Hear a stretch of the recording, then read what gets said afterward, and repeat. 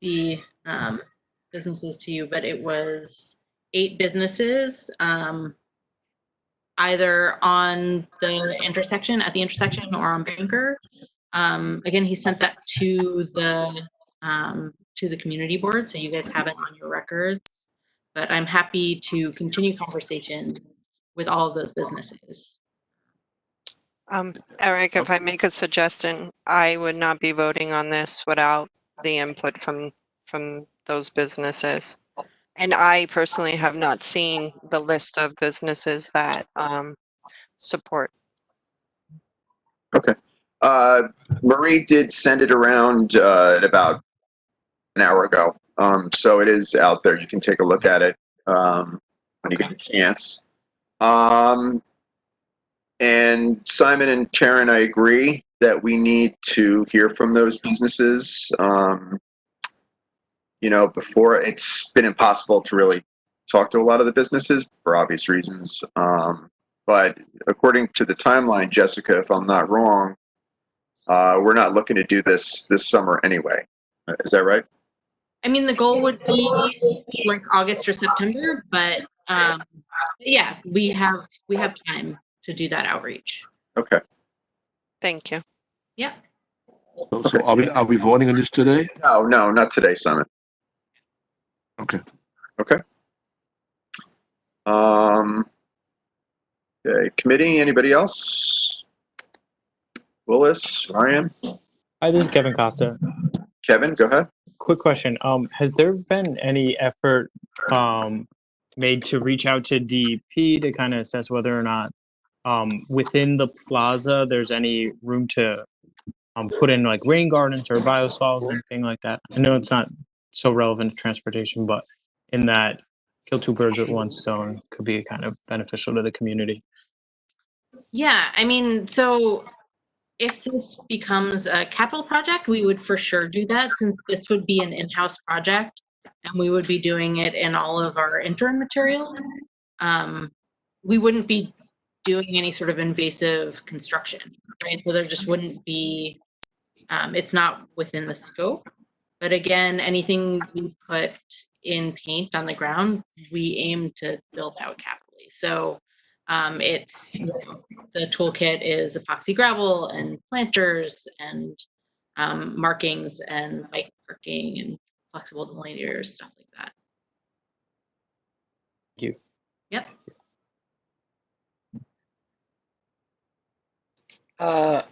Eric, this is Willis. There's Sure. no other, the only comment in the section was from Brendan of Silk Road saying that he was unable to get in contact with Lucky Tomatoes, but I guess I wanted to try to clarify, I share Karen's concern that I don't want there to be pushback if we're to approve this from the local businesses. So are we suggesting like a timeline to DOT to get in touch with the businesses specifically on that stretch? Or, my thought is if we had that by next week's meeting, potentially the board, right, could vote on it.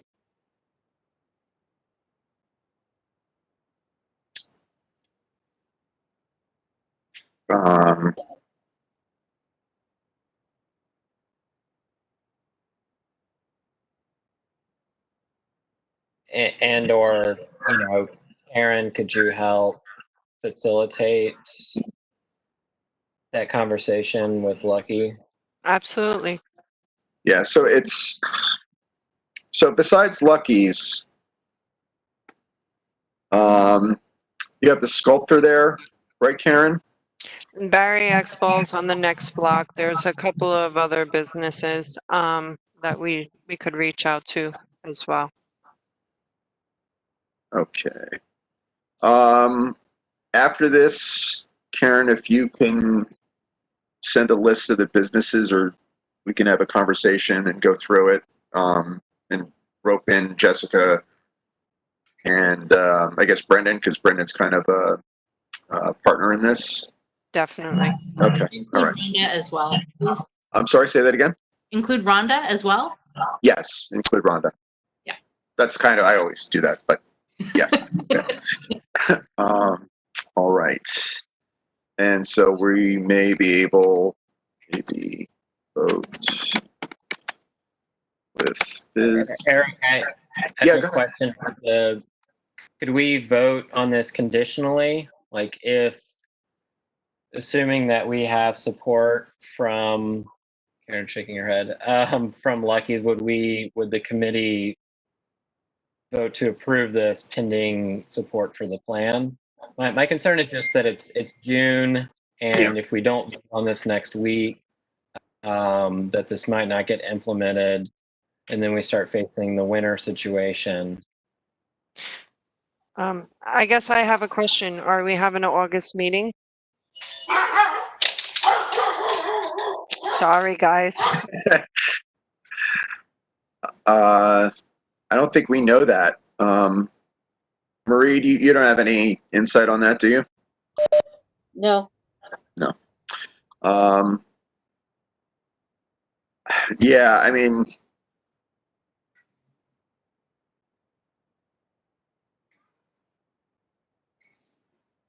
I don't know. So, conditionally, Jessica, you said that the only thing you needed the vote on was for the direction change, but without that, it really the other aspects really can't happen, right?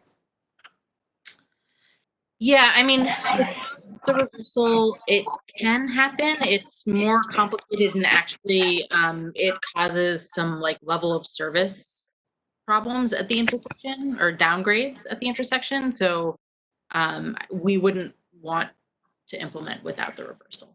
Okay. And then while we're talking about that, Joe Alberti has a question about the confusion and light timing, I guess. Just worried about traffic coming from 3 directions. And is there any plan to change the light? I mean, the light would have to change because of the traffic pattern, I would assume, right? So at the intersection of Callier and Franklin. uh-huh. Well, so That's I'm sorry. I'm sorry. The intersection Becker and Mesrol. that's a stop sign, so it would become a 3-way stop. Okay. Okay. Does that answer his light timing He'll signal? text me in a minute to tell me. Okay. Joe, send me a text. Okay. So I hear you well, and I'm open to that. I'm willing to poll the committee for those who'd like to have a vote, conditional vote. It'll have to be. Does anyone not want to conditionally vote on this now? Maybe that's easier. I think it's premature. I think we should wait. That's 1 no from Simon. Anybody else? It's a conditional vote, remember. It's not, we're saying yes. We're saying it's conditional on outreach to Lucky's and the other businesses and getting their approval. Yes, Karen? I would say no. You would say no. Anybody else no? Not until I would like them to come back with whatever recommendations or adjustments, I agree with Karen. feedback. Who was that? That was James Stewart. I agree. I think we need to wait and get their feedback. Sure. Okay.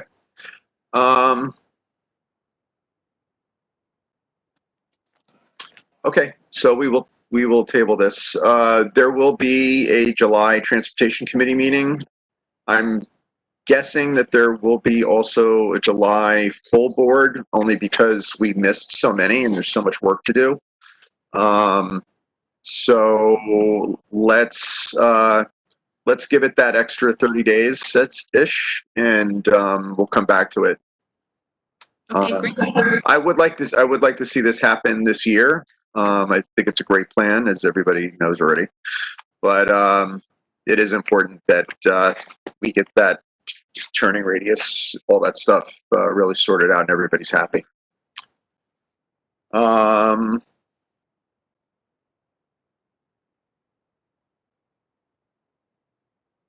Okay, so Joe wants a traffic light, but it's going to be a three-way stop.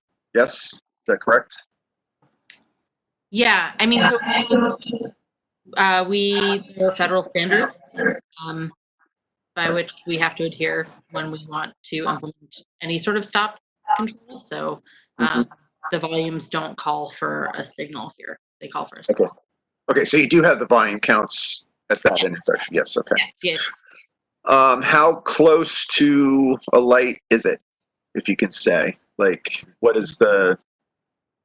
I can't say off the top of my head, but I can look into it and get back to you when I come back. Yeah, that would be useful. And then I think what we'll do, you know, assuming that we get everything planned and we approve it and the board approves it, we can go back and see how it's working over the course of a few months, few normal months, and then go back and maybe ask for a new study on that intersection if we're having problems. Yep. Does anybody else have anything on this item?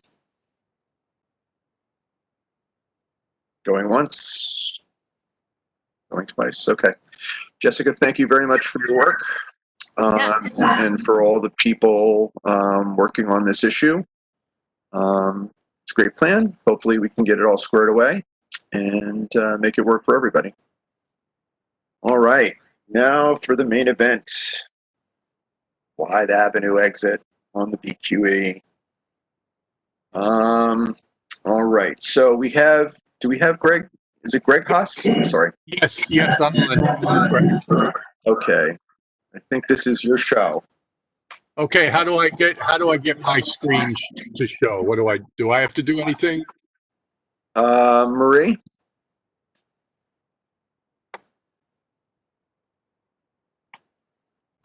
I'm going to make you the presenter. Okay.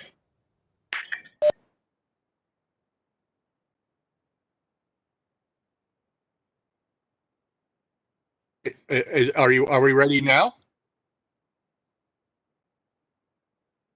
Not yet, Greg. Okay.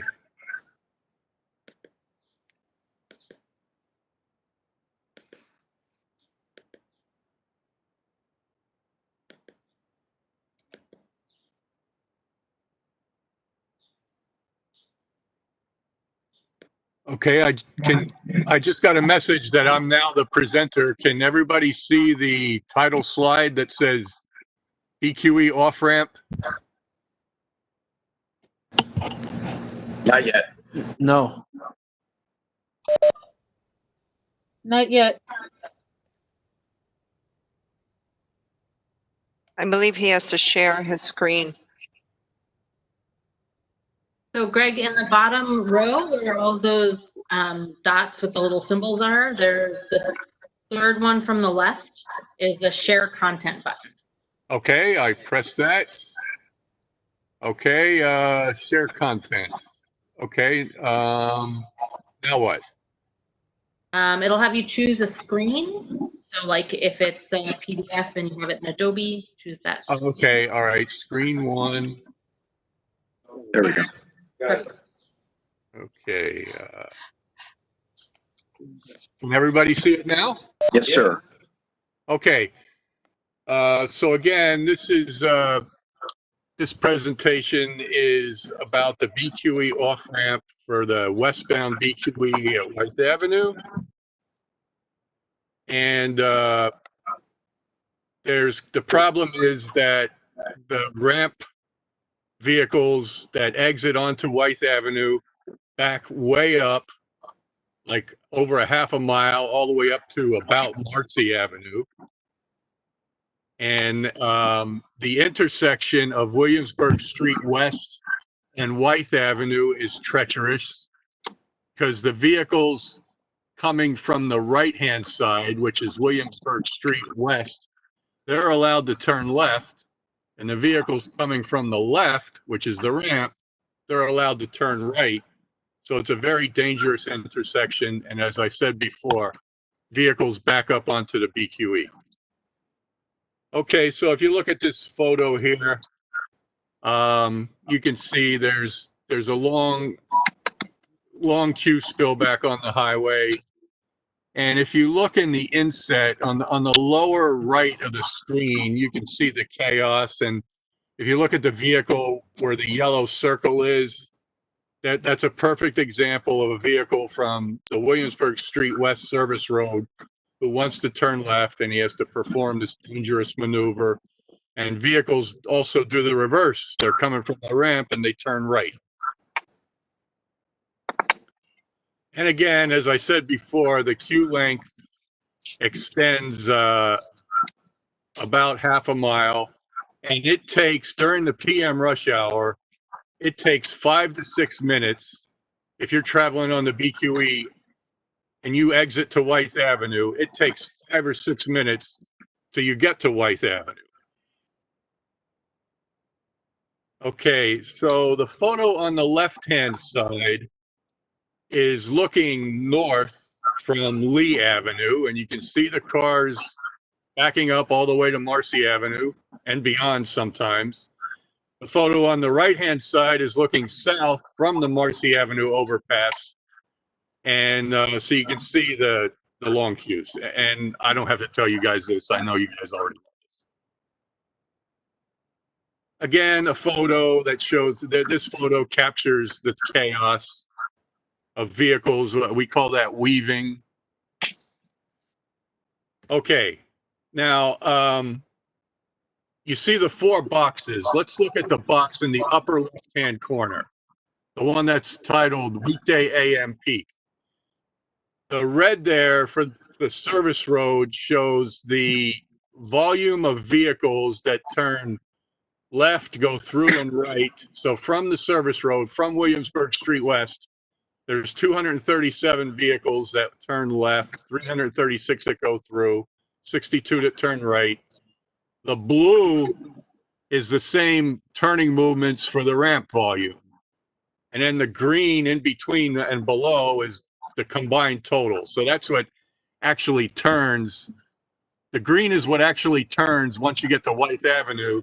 The red and the blue is where they come from. The other boxes are from other time periods. And the busiest times are the weekday AM, which is the upper left-hand box, and the weekday PM, which is the lower left-hand box. And again, if you look at the upper left-hand box, the problem is the red 237 and the blue 41. Okay, so what we're proposing is basically a scaled back version of what we proposed last year. We would like to ban the southbound left from the service road and also ban the southbound right from the BQE ramp. So this is a cross section, a typical cross section. The upper diagram, both diagrams are looking north onto Williamsburg Street West from Wythe Avenue. The upper diagram is the way it is today. There's no markings. There's 2 lanes. And as I mentioned before, people turn left from the middle lane. They turn right from the left lane.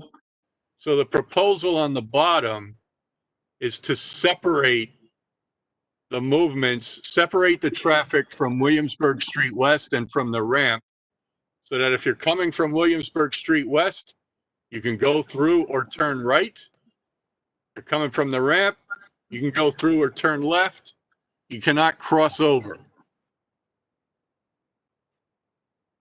Here's a drawing of what we're proposing. Excuse me, in this drawing, north is to the left. So you could see we would separate the traffic from the service road and from the ramp. It would be with a Jersey barrier and then what we call delineators, the plastic delineators. They look like bowling pins. And that would physically separate the movements. when we proposed this last year, we proposed having 3 lanes total at the approach, which meant that it would preclude all right turn, but we're backing off on that. So there would only be 2 lanes approaching the intersection, separated as shown. And again, last year we proposed on the far side, once you cross Wythe Avenue, there's buses parked in the right-hand lane, and we were proposing converting that to a travel lane. We are not proposing that anymore. So this is, again, this is a scaled back version of what we proposed last year. So again, you got the Burt Jersey barrier and the delineators, no left turn from Williamsburg Street West, no right turn from the BQE exit. Okay, so the diverted traffic, again, the traffic from the ramp that if we do this, would not be able to turn right onto Wythe Avenue. There's 41 vehicles per hour during the AM rush hour, 17 during the PM rush hour. They would have to go out of their way 1 block and bear right onto Hughes Street and then turn right onto Kent Avenue. And if their destination is on Wythe, they would have to kind of backtrack a block out of their way. Likewise, if you're originating from Williamsburg Street West and today you turn left onto Wythe, you would be forced to go 1 block further south to Kent, and it is quite a few vehicles, 237 during the AM rush hour, 137 during the PM rush hour, and you would go 1 block out of your way to Kent and turn left. So there'd be less vehicles on Wythe Avenue between Williamsburg Street West and East, but more vehicles on Kent Avenue between Williamsburg Street West and East. We may need a new signal at Kent Avenue and Penn Street. If you're traveling eastbound on Kent Avenue and you want to turn left onto Penn Street, it's already kind of hairy to do that. It's tough to find a gap. But if we did this, there's a very good chance that we would need a traffic signal there. So that's the gist of it. To summarize, there's advantages and disadvantages. The advantages certainly improve safety at Williamsburg Street West and Wythe Avenue. It increases the capacity by prohibiting the weaving movements. It increases safety on the BQE itself because the queue would not spill back onto the main line. The travel time for the ramp traffic that exits onto Wythe Avenue is expected to be reduced from the current 5 to 6 minutes to 1 to 2 minutes. And of course, there'd be less traffic on Wythe Avenue between Williamsburg Street West and Williamsburg Street East. The disadvantages, as I mentioned earlier, there would be some circuitous driving. And let me just mention that this is the same treatment on the BQE. If you're coming from the Kosciuszko Bridge, the first exit is for Meeker Morgan. The setup at that exit is exactly the same way. Also, at the exit for Metropolitan Avenue, the exit is exactly the same way as what we're proposing. Now, the exit, if you're going Queensbound, the exit to Flushing Avenue, there it's a little bit different. There, the signal from the service road, which is Classen Avenue, and the signal from Flushing Avenue, they have separate phases where they take turns. We're able to do that at that location, and it wouldn't mess anything up because there's 2 lanes from the service road and there's 2 lanes from the ramp. If we did that here and gave Williamsburg Street West a separate phase from the ramp, that would make things worse because there's not enough room. There's only enough room for 2 lanes total, which is 1 lane each. So the treatment that we do at eastbound Flushing Avenue exit where it merges with Classen Avenue, we cannot do that here. It would make it worse. So anyway, continuing with the disadvantages, we would be dumping more traffic on Williamsburg Street West between Wythe and Kent. There would be more traffic on Kent. Another thing that may happen is that more vehicles may use the Wythe-Kent Avenue exit. We think that drivers avoid that exit because it takes so long to use it. We think drivers go out of there, which is kind of an advantage too. Drivers go out of their way to avoid the Wythe-Kent Avenue exit because of this, that's for sure. So it would probably induce more vehicles to use that. And you could look at that as an advantage or a disadvantage either way. And once again, we will probably need a traffic signal at Kent Avenue and Penn Avenue to handle all the extra traffic onto Kent Avenue. So we're awaiting your feedback and Okay. There's a question that someone raised in the chat. Why can't we have 2 traffic signals, one for the off-ramp and one for Williamsburg Street, just like we have at the off-ramp on Classen and Flushing, so we can have vehicles still turn and not have them spill by Kent? if we did that, it's because there's not enough room. If we did that, that would make things worse. If you'd have to have green time for Wythe Avenue and then green time for Williamsburg Street West and then green time for the ramp. If we did that, it would make the problem worse because there'd be less time for Williamsburg Street West and for the ramp. The reason it works at Classen and the Flushing Avenue exit is because there's 2 lanes. There's enough room there when it's green for the exit ramp, 2 lanes of traffic proceed on the green. And then when it's green for Classen Avenue, 2 lanes of traffic proceed. If we did that here, it's fed by only 1 lane and there's no room to expand it.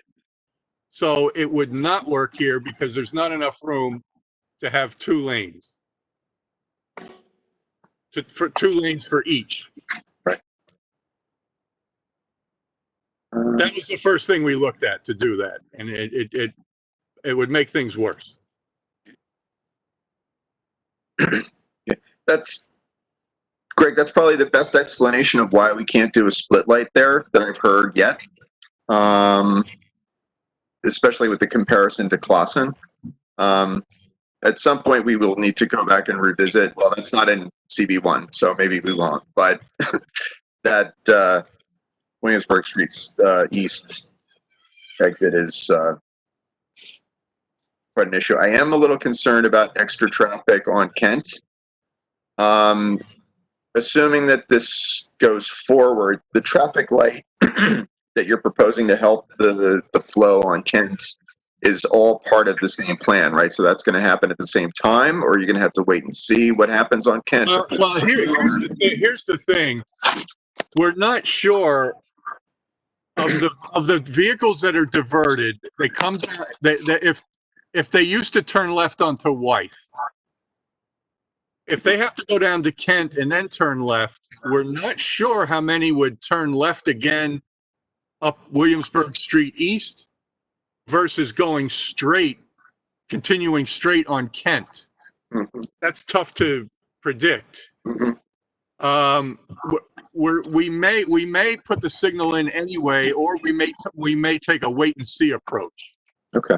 We would know if we would know in about a week or 2, and of course we're not going to do this unless you guys vote on it anyway. But we may just take a wait and see approach, implement it first, observe, and put the signal in if necessary. Because again, if the majority of the traffic continues through on Kent, then we don't really need a signal. But if too much traffic turns left, we will need a signal. Mm-hmm. Okay, and I also it's a good point that the Meeker and Metropolitan Avenue exits follow this kind of pattern where they have to travel an extra block. Now, Meeker is relatively easy to transit. There's never a lot of backup on Meeker or on the exits to it. Sometimes at the Meeker Avenue exit. But this kind of reminds me of the exit off of the LIE at Van Dam, where you can't make the left onto Van Dam. You have to travel, if you're familiar with that Yes, intersection. And then you have to go down to, I forget what street that is, but then you have to go down and kind of do a box to get back to Van Dam Street. Because if you didn't, it's already chaos over there, but it'd be worse. I mean, it's a mess at this intersection. I think, whatever happens here is going to be better than what we have. I mean,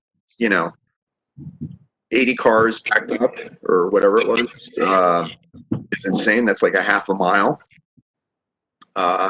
And the the exhaust from the idling cars and the backup and everything else, it's just not workable. Plus, businesses have to use that exit as well, and so people that are getting off that exit for work, it's backing them up in 6 minutes is optimistic, because I have sat on that exit for 15 minutes easily before, trying to get to events and stuff. So. Yeah, I wanted to make sure I wasn't exaggerating. It's 5 to 6 minutes at least.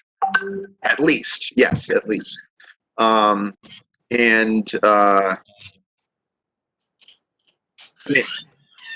can you, Rhonda, if you're on, so this is the third, I think this is the fourth presentation now that we've seen. I just want the committee and the participants to understand that, we've asked DOT to go back to the drawing board 3 times. This is the 4th iteration. But I'd like maybe specifically, Simon had asked earlier for the committee to have the older versions, but I don't want to get into that and confuse people. But if you could maybe in a nutshell just talk about some of the concerns that we had brought to you as the board and how you incorporated them into this new plan. Well, the older version,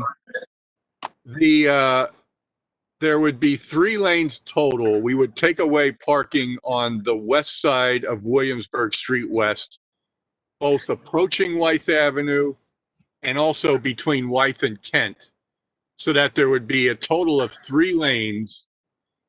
And the BQE ramp would flare out to 2 lanes for about 5 or 6 car lengths before you get to Wythe. And the traffic from Williamsburg Street West would pretty much be on the curbside lane. And to do that, we would have to, first of all, we'd have to ban the southbound right turn, because trucks wouldn't be able to do it. It would be too sharp of a right turn to make from the curb.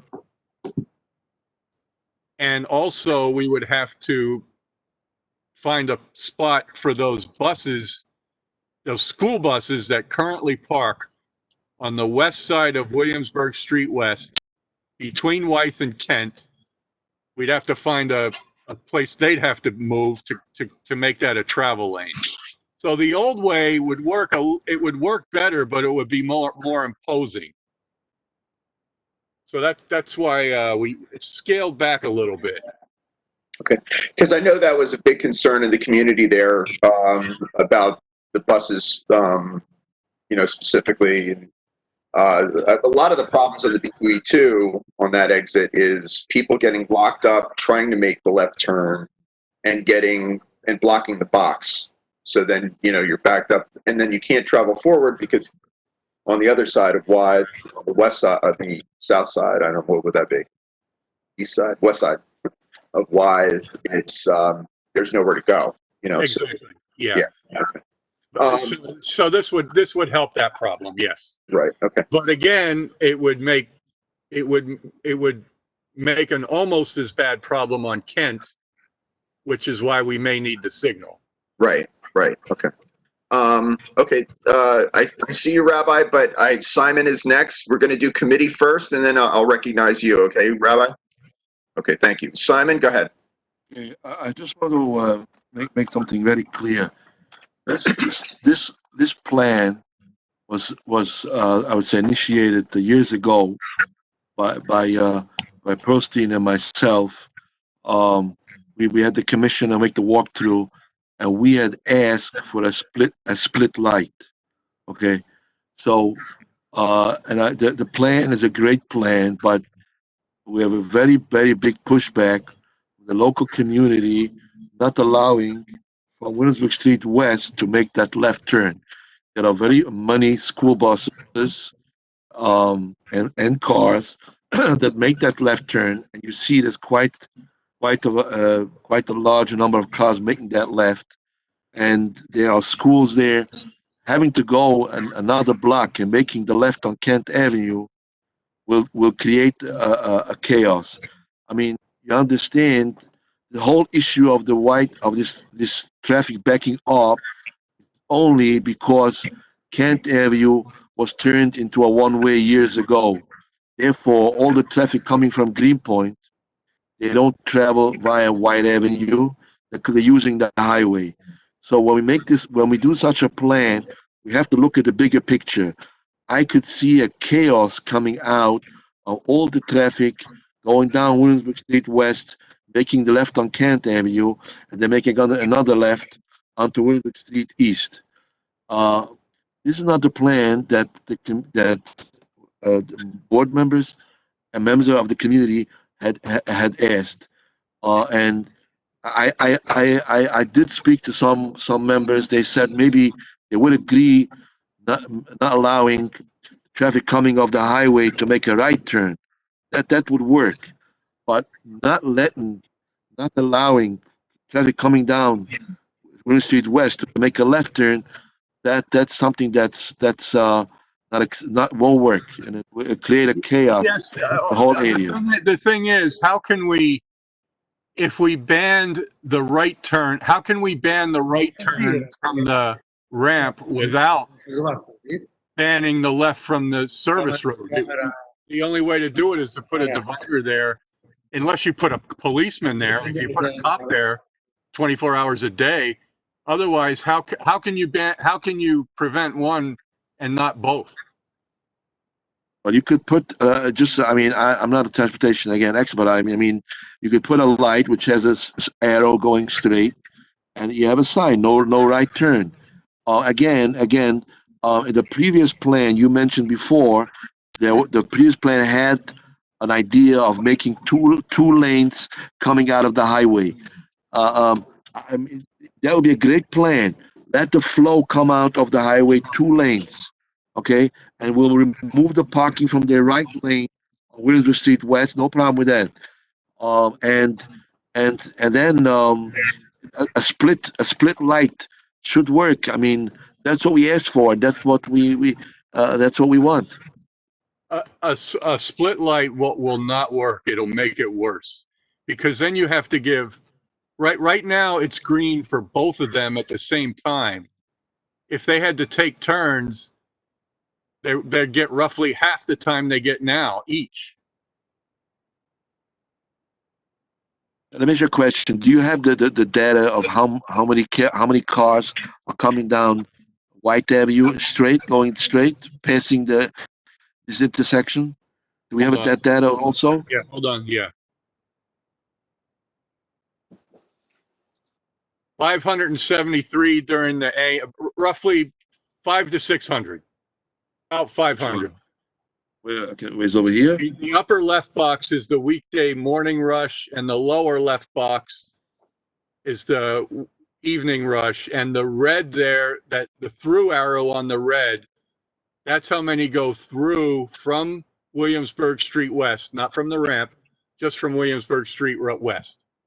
Hold on, I'm not talking about that. I'm asking how many cars are coming down White Avenue, past Winnick Street West. Oh, I don't have that in this present. I have that, just not in this presentation. Right. So my issue is, so they don't mind waiting. People coming down White Avenue will wait a bit longer, and the split light would Yeah, work. but we can't take any time from Wythe either, because sometimes they don't always get through. They don't always get through. Well, this plan would work. This other way, not making a left turn, is. I mean, again, I'm just saying, they're raising the concerns of us board members which live nearby, local schools, local. They all raise this concern.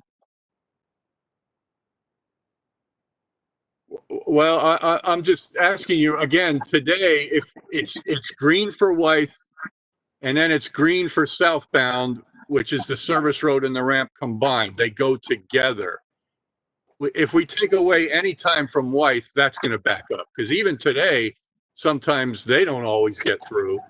So if we steal time from Wythe, that's going to back that up. And I'm just asking you to imagine if the service road and BQE ramp, if they didn't go together, if they were split, they would each get half the amount of time they get today. I mean, it works on the other side by Flushing and Classen. At Flushing and Classen, 2 lanes go at a time. 2 lanes go from the ramp when it's green for the ramp, and 2 lanes go from Classen when it's green for Classen. Yeah, but you had Here they're only fed by 1 lane each, and there's no room to expand.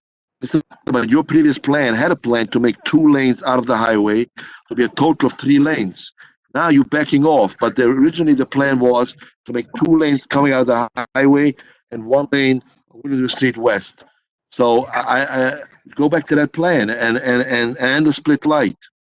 But sir, even if we did that and we split the light, remember the BQE ramp can be 2 lanes only for about 5 or 6 car lengths.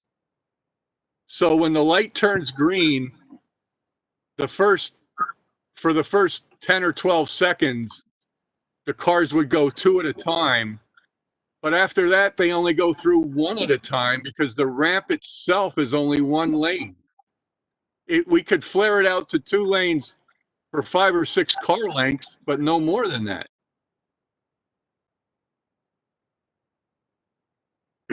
It would work if the BQE ramp could be 2 lanes for its entire length. And if we then it would work. And if at the approach it was 40 feet wide instead of 30 feet wide, that would work. Can you go back to the slide, the early slide that shows the top view of the exit? Just so we can kind of see.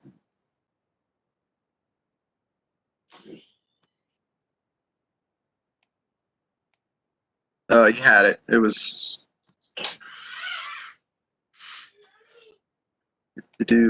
This one? No. A photo or a diagram? That's a photo. This one? No, I'm sorry. One more back. It was that top-down view with the boxes. With you could see the white car cutting off the. That was this one. This one. Oh, I'm sorry. Go up. I think it's slide number 3. Slide number 3. I think. There we go. Okay. So no, you had it. All right. So, is it possible to widen? So where that paint is, I forget what it's called. The hash. The gore area. The gore area. Yes. If that is so, is that there for emergency vehicles, or can that be expanded to become 2 lanes of an exit off of the BQE, and then factored and filtered down into? But it could only be about. It could go up to about where it would be very tight, and it could only go up about as far. You could see for yourself. can you see my pointer about here? Yes. From here down. From here to here, it could be 2 lanes. And then there'd still only be 1 lane for Williamsburg Street West. So we could have 2 lanes from the ramp from here on down, 1 lane from here. We'd have to remove some parking to put that there, and we'd have to remove all this bus parking. And again, there would only be 3 lanes total, 2 for the ramp, and the ramp, it's only like, okay, I said 6 or 7 car lengths. It's more like 8 or 9 car lengths. Roughly from here to here, it could be 2 lanes. And that's would- very, very tight, very tight. That plan would work. That plan would work. But again, if it's 2 lanes from here to here, once this light turns green and it's green for the ramp, once these cars clear, yeah, they're going 2 at a time. But after that, they're only going 1 at a time. If it could be 2 lanes all the way back beyond this aerial, yeah, but it can only be 2 lanes up to here.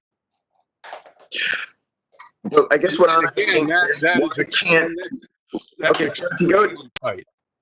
Greg, Yes, sir. if you go to the northernmost part of that yellow triangle, Yeah. so the paint on either side is just paint, right? Could it not be widened all the way to the northern portion of that triangle to make it 2 lanes? Yeah, but it's kind of hard to see here, but it would be enough room for like 1 3/4 car widths.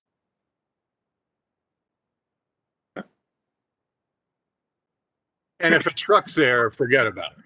Right. Well, that's too bad. Yeah, I'm saying, yeah. And again, there's an elevation difference between here and here. We can't expand this way. This is higher up than here. Mhm.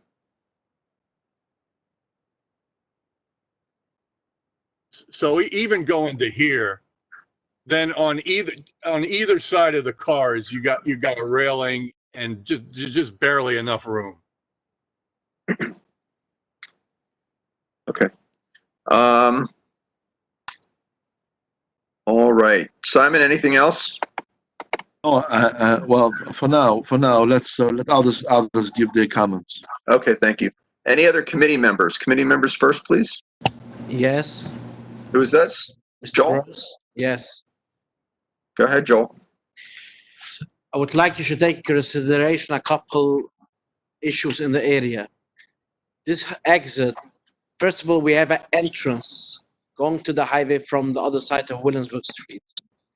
If a lot of trucks will have to make a left, it's going to be jam-packed at that exit. It's number one. Number two is we have our multiple schools around White and Williamsburg Street.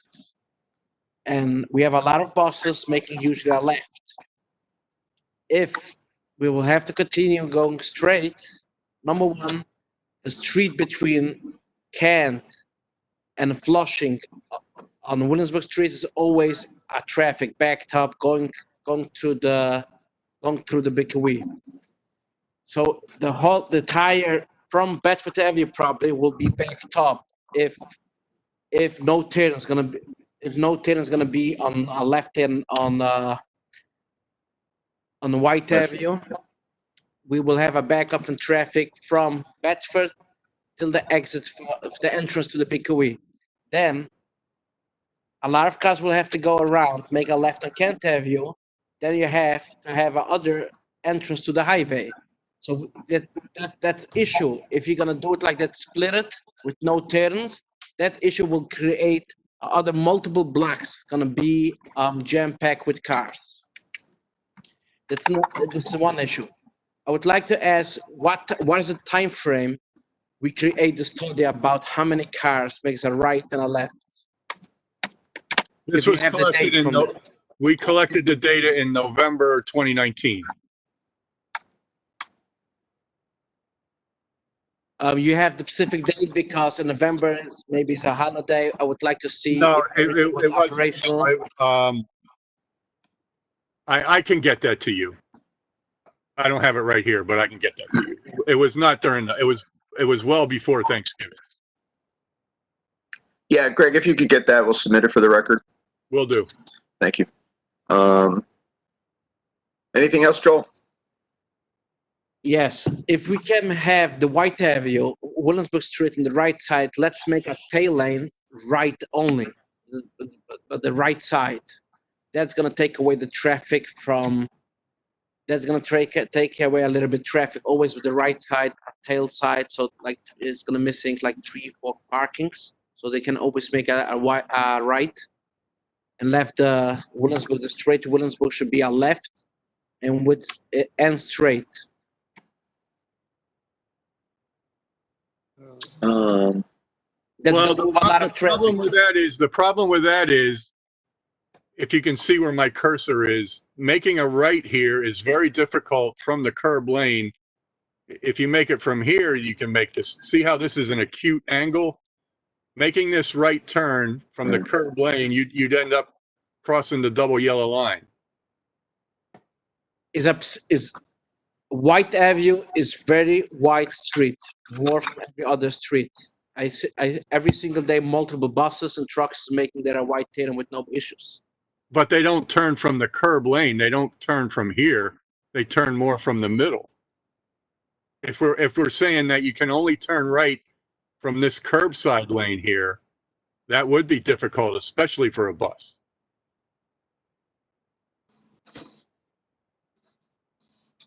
Okay.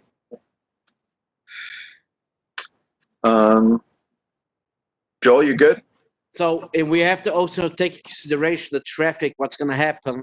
People will have to drive an extra couple blocks, go up from Kent Avenue, make a left on Williamsburg Street, all the way to Bedford Avenue. So all the blocks around will suffer from that change.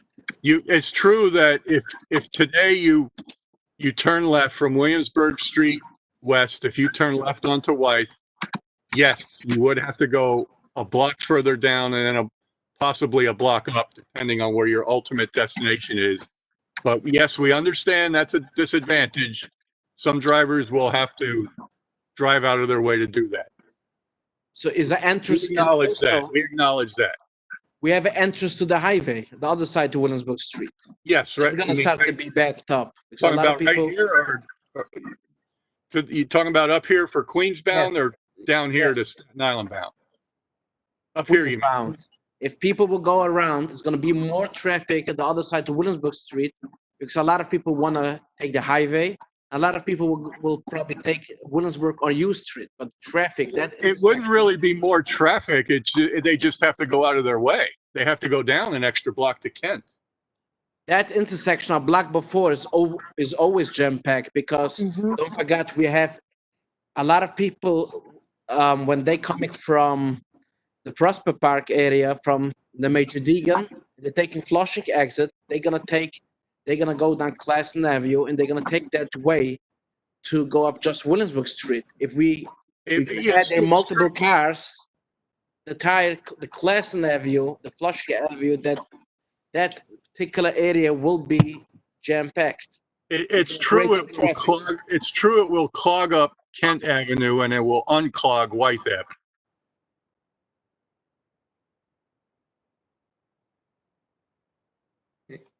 So we have to make the right balance to make sure it's not affecting the surrounding, not affecting the schools, not affecting the exit and the entrance from the highways. The way just split it with no turn, that's gonna hurt other 10 blocks around and around. Question is, we're gonna gain so much positive, or we're gonna have that's gonna have a lot of negative impact to other blocks around. It will be a negative impact to Kent, yes, but the upside is it will improve operations at Wythe, and it'll the queue extending back onto the BQE will be greatly reduced. So we're not saying it's going to be without any disadvantages. Certainly there's disadvantages, but we feel the advantages outweigh the disadvantages. So the problem is when we remove the one line between Flushing and the highway, when we from White to Flushing, when we remove one line, we put it from a bike lane, we always have a traffic from Flushing to White. And if every car or truck will have to go straight, it's gonna be just jammed the block. It's gonna be affected. Williamsburg Street, Kent Avenue, White Avenue, everything will be Grand Lock all the way till Bedford Avenue on Williamsburg Street. So we lose one lane because the bike lane on Williamsburg Street between White and Flushing. That street is always jammed. If we're gonna send multiple vehicles just go straight, it's gonna not help. It's gonna hurt the entire area around. Okay, I'm not sure which bike lane you're talking about. We have a bike lane on Williamsburg Street between White and Kent, between Kent and Flushing. Flushing. And But we wouldn't be that beyond Kent shouldn't be affected at all. Yeah, a lot of times It's just between White and Kent. A lot of times we have a backup traffic between White and Kent because the traffic from Kent to Flushing. We have a backup traffic a lot of times. I understand that. Yes, it's true that because of the on-ramp from Williamsburg Street west onto the Staten Island bound BQE on the other side of Flushing Avenue, because of that, backups are caught. That causes backups. I get that. We get that. But this plan, it will send more cars on Williamsburg Street West between Wythe and Kent, but not beyond Kent. So, I would like to ask, we was done a study between White and Kent and between Kent and Flushing to see the traffic over there. I think before any changes, we have to create a study from White to Kent and from Kent to Flushing. Well, just again, And also a study by the other side of Williamsburg Street, by the entrance to the highway from Classen to White.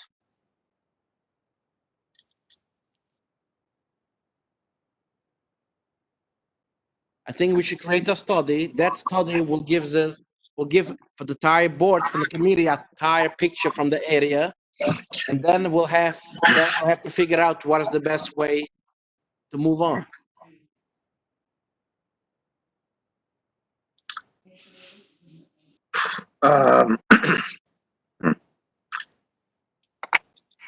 Well, by the time that's done, it'll be 2030.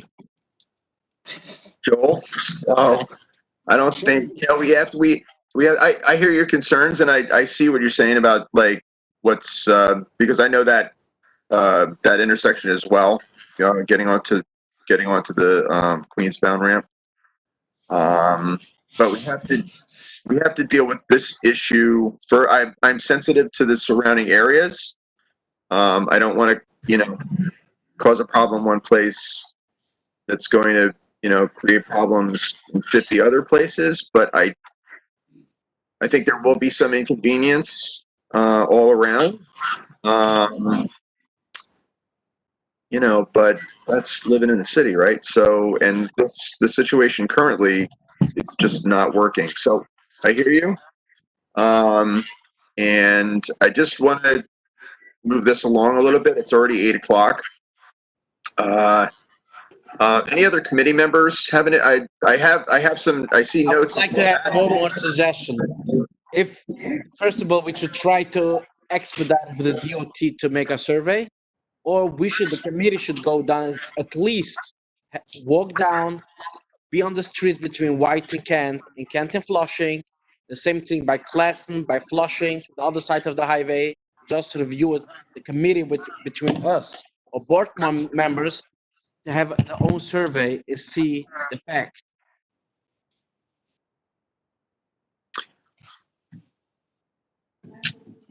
Okay, we're not going to decide that tonight, but it is noted. I really need to move this along. So anybody else on the committee that has a question? Committee questions first, please.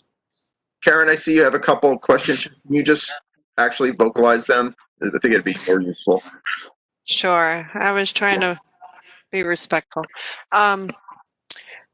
First, was a study done on the times of vehicles that would have to turn on Kent and come up and around? I mean, so my question is, number one, yes, it was requested because there was safety concerns and also because of the traffic backups that was happening in the confusion of this intersection. However, if it's, what are the traffic, I'm sorry, what are the crashes, the stats, and are we going to make matters worse by putting all the traffic onto Kent? Because Kent right now gets completely slammed and backed up. So if we're trying to save 6 minutes on the BQE, but we're adding the 6 minutes elsewhere, I mean, if it's not going to add 6 minutes at Kent, then I could see, because if it's for safety, if cars are getting into accidents at this intersection, then I would say we should move forward. If not, then, you know, I think it's just going to completely back up from Kent anyway. We can provide you with the crash data, the most recent crash data we have. Okay, and what about the times? Did anyone do like a wraparound to see what currently? I mean, obviously, if we're adding 200 more vehicles at that intersection, it's going to be longer, but do we have the time frame of what the wraparound would be?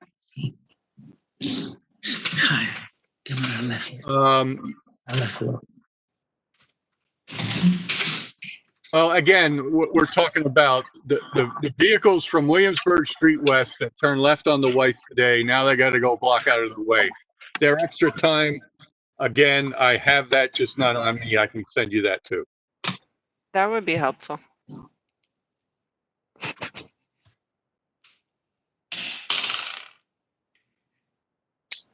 Anything else, Karen? No, I'm just saying, if it clears the, you know, coming off of the ramp, and if it clears Williamsburg Street West at that, you know, direct intersection by Wythe, if we're saving time there, then I don't see what the problem would be at turning at Kent. One thing I can tell you is, if you're going southbound on Williamsburg Street West and you're turning left on Wythe, then left again to get onto the highway towards Queens, there's about, out of that 200 some, there's only about 30 or 40 that do that. But if you turn left on Wythe and go straight on Wythe, you may just turn left on Kent and go straight on Kent too, and it wouldn't be that much extra time at all. So it depends on the destination. For some drivers, again, if you're getting on the Queens-bound BQE, yes, they have to go a block down, and they have to go essentially 2 blocks out of the way. A block down to Kent and then turn left and come up from Kent. Right. So for them, I'll provide you with the extra travel time. But then for the drivers that continue straight on Wythe, if they're going to just go straight on Kent, there could be very little extra travel time.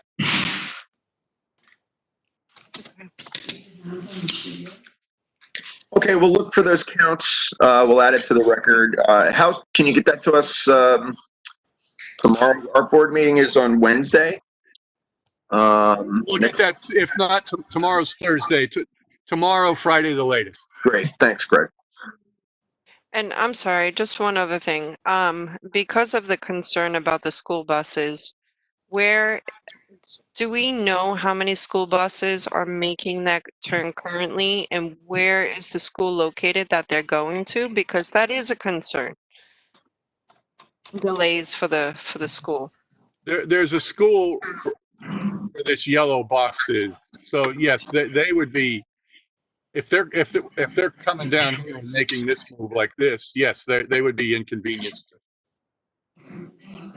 But how many buses make the left? Do we know? We're not sure about, we just know vehicles. We're not sure about whether it's buses or So let me, trucks. I have We the don't know numbers. I have we the have- numbers. You're talking per day or the morning and afternoon? What would it be for the peak hour, for the morning hours, by hour? The morning hour is going to be between 75 and 100 buses. Making the left, Joel? Yeah. I'm talking from 7:30 to 10. Rush hour.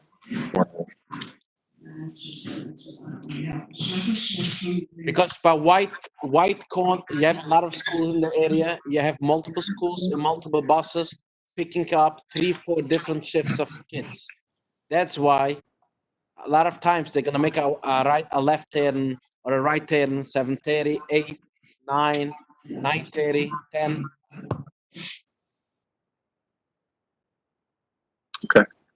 Okay. I just wanted to make note of that.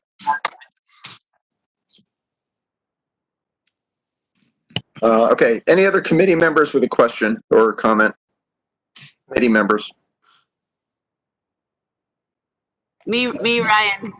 Okay, Ryan, go. I live on Metropolitan Wife. I bike to my dance studio in Crown Heights daily down this route. I'm really familiar with this intersection. I take cars when it's raining, and I just want to say that, like, I understand that some people are going to have to find routes for buses and all these things, but it's a dangerous shortcut. Car drivers know that if you are running late and you need to get around fast, you come down Williamsburg and you cut that intersection. And I see every time I go through there near misses. It's a very dangerous, and I think that it's our duty to put safety above a one block detour convenience, having to remap buses. I understand that it will create labor, but labor, this people's actual safety, to me is it's a non-starter. And I get that you wanted different selections, and when the experts looked at it, it can't be done. But as a biker, I'm often asked to go 5, 10, 15 blocks out of my way to be safer. That's regularly asked of me. Sometimes I do it, sometimes I don't. But I'm just saying, is it that outside the box to ask a driver to go one way, a detour, to make a known dangerous spot where people cut the corner on purpose to save time in that, so that we have safety? And I just think that we all know, and we all have seen people making that corner, and we've seen many here near misses. And I just don't want any family in this neighborhood or here to have a loss because we didn't want people to have to redo their bus routes. Because it's really going over to Callier or Calmer, coming down. It's not huge. But anyways, I know it's a change, and we all don't like change, but I think safety is vital. That's all. William, I see your comment. It's kind of endorsing what Joel had said already. So if it's okay to just take that comment for the record. Yes, Okay. And you're the committee, so I'm respecting that first. Thank you. Last call for committee members with comments. Eric, there's a comment from Thomas I don't think was responded to. There enough room at the intersection for a pedestrian island between the exit ramp? Okay. Committee first. Well. Oh, sorry, just relaying it. I saw it. Committee first. Okay. Okay. Do you have anything, Will? No. Yes. I mean, I think congestion is a major issue, not just locally, but for the city as a region, and I don't know. I get that there's no real easy solution to this, but I think trying to relieve the backup on the DQE is, I don't know. We have to keep that in mind. So. Okay. All right. Rabbi, you've been waiting patiently. Please go ahead. Rabbi Peterman? Mute. There. That's on mute. He has to unmute himself. Okay, yeah. There Can he you hear is. me now? Yes, Yeah. sir. Okay. So what I'm saying is, we heard before comments about the issue of safety is first, and if a driver has to spend more time or less time, that does not take precedent on safety. I wanted to say is, as we have spoken on the Collier Street as well, on the issue of speaking to the stakeholders, okay? And the stakeholders, I'm talking the schools. The school there on White Avenue and 10th Street with small children, and it's most probably, I don't want to say the number, I think it's 1,200 or 1,500 kids. Just a block down, there's another school. There is at the corner of White and Williamsburg Street West.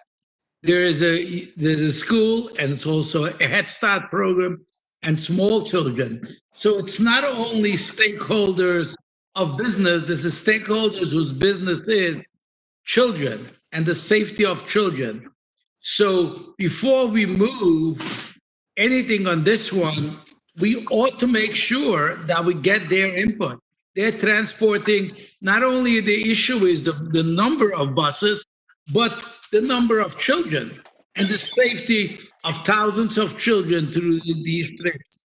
So I feel it's crucial to set up something with the schools and the stakeholders in the area. Thank you. Thank you, Rabbi. Okay. Board members. Any board members have a comment? None. Okay. All right. Let's go back to Will. What was that? I saw it, but now I can't find it. It was, is there enough room at the intersection for a pedestrian island between the exit ramp and Williamsburg Street West to reduce the crossing distance? Is there enough room? You mean where the red box is here, an island, to put an island here? That's how I interpret the question. No, Yes. because then if we put an island here, then again, this would run into the parked buses, or they'd have to swerve around, and plus you couldn't turn right here. So the answer to that is no. There's not enough room. Okay, thank you.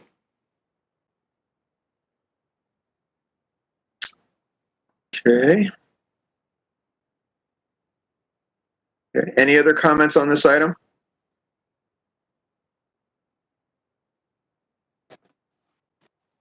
Okay. Hearing none, we need to vote on this. All right, so I would like to make a motion. Okay, Simon makes a motion. To deny the plan, based only if they would consider a split light. Split light that would enhance, that would cover the issue, the safety issue, and it would cover the issue of the left turn from the Williamsburg Street West. Again, I mentioned before, I don't have a problem come to traffic and making a right turn, but the main thing is traffic coming from west should be able to make a left turn. That's my motion. Okay, basically only to approve this plan if it's a split light. Okay, can I just say something about the split light? One second. We're in a not Robert's rules to recognize you, sorry. So hang on. So I have a motion on the floor. Do I hear a second?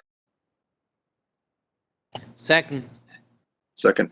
Second from the committee? Excellent. Goldstein. Yeah. Second. Who is that, please? Joe Goldstein. Okay. All right, let me just rephrase the motion because it was a little muddled.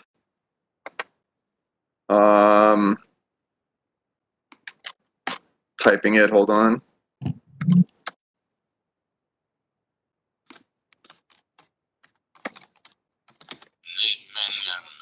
Okay, Simon, you'll tell me if this is what you meant. Motion to deny unless a split signal before the intersection is incorporated and continue to allow left turn onto Wythe.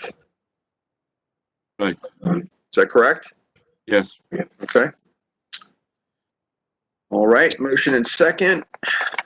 I guess we'll have to do roll call because it's a little nutty. So let's see. Committee only. Bear with me.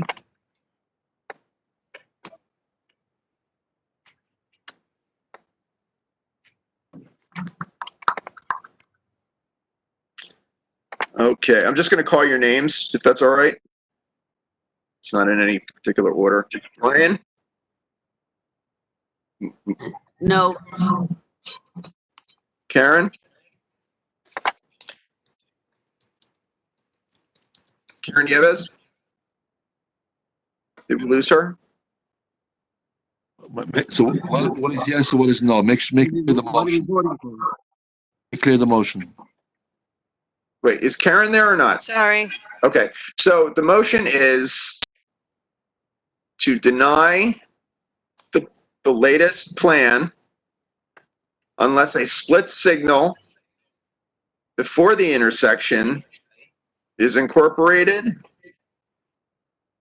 and a left turn is allowed onto Wythe. That is the motion. Is that understood? Yes, and I abstain. Abstain. Thank you. Simon? Simon? Yes. You're voting. That's a yes? So yeah. Say yes or no or abstain when I call your name, please. When you say yes, you mean you vote for the motion. That's correct. Right. Okay. Willis? No to the motion. Thank you. Joel Goldstein? Yes.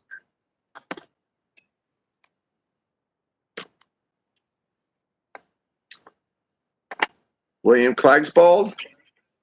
Yes.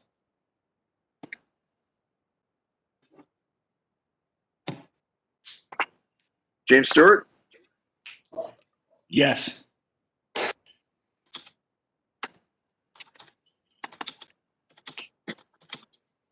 Any other committee members I have not called?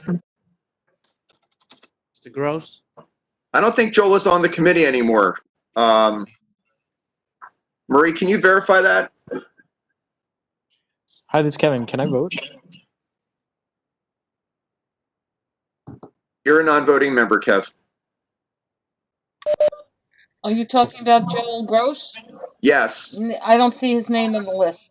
Yes. Sorry, Joel, you're off the committee, but thanks for coming.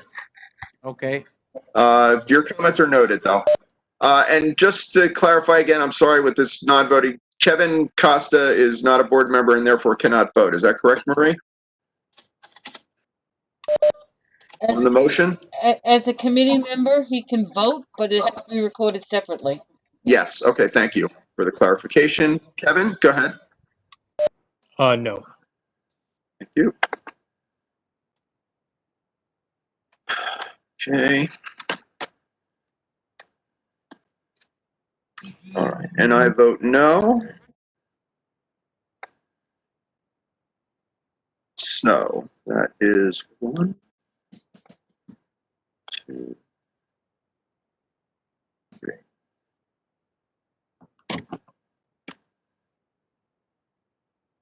Four yes.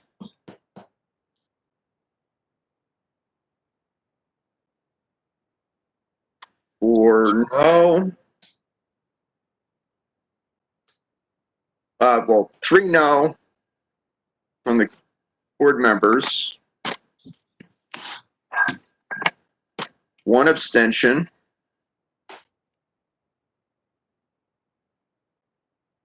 And 1 no non-board member. And the motion fails. Why is that? Because an abstention is a no in terms of the count. So there are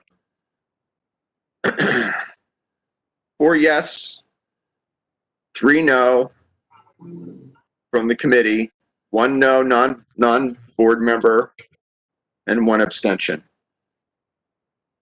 As member, can different members who are right now on the meeting vote? Only committee members can vote. Okay, so the motion fails. Would somebody like to make a motion to approve? I make a motion to approve.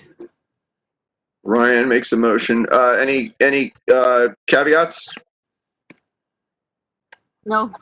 Okay. Approve as is. Is there a second? I'll second. Willis, second.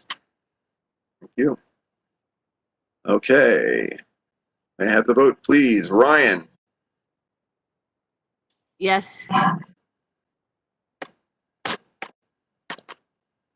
Karen, Abstention. Kevin, Simon, No, no. Willis, Yes. Joel Goldstein, Oh. William Klagsbald, No. James Stewart, No. and I vote yes. So we have the same result. I believe 1, 2, 3, 4 yes. Wait, No. sorry, 1 second. Yes. Yes. 3, 4. We're at the same thing. Yes. Jeez. Would anyone like to change their vote on either item? Well, I can't do. That's not Robert's rules. I take that back. Sorry. Oops. Let's not do that. Okay, so we have a stalemate. Do we take this stalemate to the full board and just do the same thing? Yeah, I guess. Marie, guidance. I mean, versus like, I feel like us hammering out, we're all pretty set. Karen wants more information. Like, I feel Basically, like yes. I mean, Karen, I will definitely take you down to that intersection for a guided tour. I'm sure Simon would too. The 3 of us could meet. Lols. Okay. But I mean, All right. I feel that we don't understand that the magnitude, what traffic this is going to create for the whole area around and around. Eric, Yes. this should go back to DOT. This should go back to them to come up with some answers. We can't take it to the full board. They have to address this. but I mean, I think that they would. Well, okay, so we have yeah, we have so I'm going to take it to the board next week. We'll have a up and down vote on it next week, and Then go back to DOT. Greg, get ready to sharpen your pencils and count your cars. So that's all we can do on that. Thank you for the discussion. I mean, can Rabbi, you we, wanna say can we something? table it? Can we table it until next month? And have them get back to us? That's a better idea. Table it till next month. Fine with that. So, yeah, we could table it to July. Because I think this is really important that we do vote on this, and I am concerned about the safety aspect, and that was the main reason why we asked DOT to study this. So I just want to be clear on that, but at the same time, I have concerns, and if they could address those concerns. Can we have a written document where we ask them the questions that we expect them to come back with? Because what I hate is when, when we come and then we think of something new. Like, I want us to give DOT the list of questions that we have. And like, people that aren't familiar with the intersection, I have a standing offer to like walk or bike down over there. And again, and I would always, me and Simon talked on the phone yesterday. I would call Simon and have him come down too. But I definitely think people should go and see this intersection if you don't go through it on the daily. It's an important safety issue, but. Agreed. All right, so I think the best way to do that is to submit, I have you, Rabbi. Hang on 1 second. Submit an email with your specific concerns, as specific as possible, to the group office and my attention. That way it can be forwarded to Rhonda, and she can send it out to the appropriate team, Greg, essentially at DOT. And then we can come back in July and hash this all out again, hopefully in a short conversation. What's the deadline on questions to you? I'm sorry? What's the deadline on getting questions to you? Right up until well. I mean, we have to give DOT a week to answer, 2 weeks to answer. What's the? Good point. All right, so I haven't set the July meeting yet.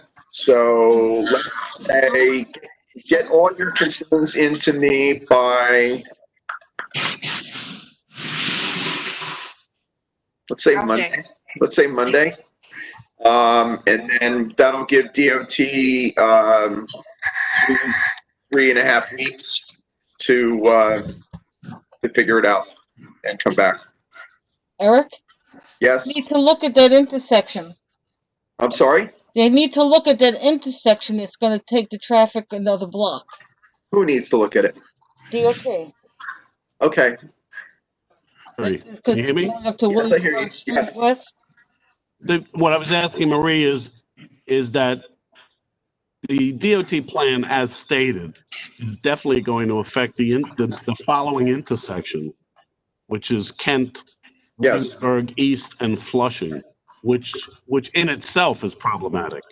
Yes. So, in the event the committee decides to go with the plan so stated by DOT, I think they need to comment on how the traffic will be affected at that intersection. We can't handle it part and parcel. We have to handle it as a package. So how does what they're proposing tonight affect that next intersection, since they're basically telling motorists you can't make that left turn until you get to the next intersection, which is problematic in itself. Yes, I think that's been made clear in the comments by Joel Gross, who's concerned about the left turn at No, I don't Kent. think it's clear. I don't think he commented or gave counts or anything for that next intersection. No. I'm saying right now what we're saying is the committee will submit concerns for DOT to address before the next transportation committee meeting. And in this meeting tonight, we heard a lot of what you're talking about from Joel Gross, from Karen, and from Simon and Rabbi. So those comments need to be formalized and sent so that DOT can address exactly that concern. Because Jerry, I have the same concern at Kent. I think that you do and that the others do. Those are two bad intersections already. We don't want to make Kent worse to make Wise a little, Exactly. you know, so, And to be, I mean, I'm very much familiar with that because a lot of people, believe it or not, get on the expressway just to get off over there because they avoid the Tillery Street backup. And they'll either make the right on Flushing and go alongside the Navy Yard, or they'll just go alongside underneath the expressway to get downtown Brooklyn. And to be quite frank, I find the Classen Street split light to be very effective. right, but we've already heard that the Classen Street is not analogous because of the number of lanes, which is the issue. Close enough. Well, a lane is a big deal when you're doing traffic Well, engineering. maybe they should speak to state DOT about extending the lane onto the BQE if that's what it takes to make the solution happen.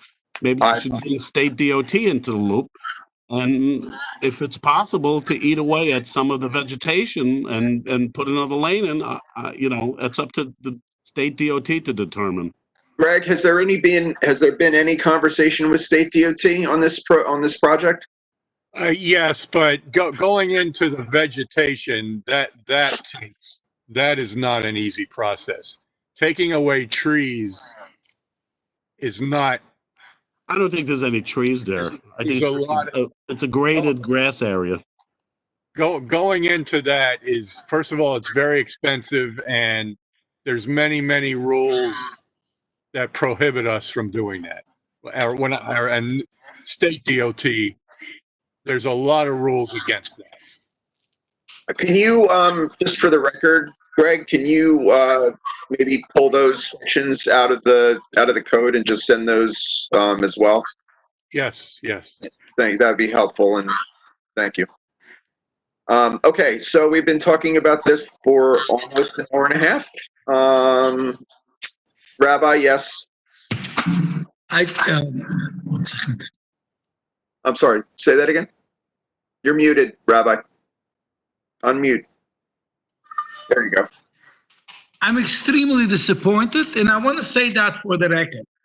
We were talking before about Collier Street, and everybody understood, and rightfully so, that they want to know how that is going to affect that one, whatever it's called, Tomatoes or whatever that name of that company is, which I respect, that's the appropriate thing to do.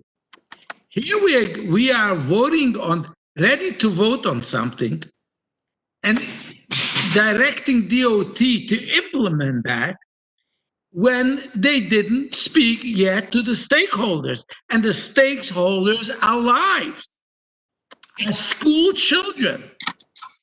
How is that? How do we as a board take the responsibility on ourselves?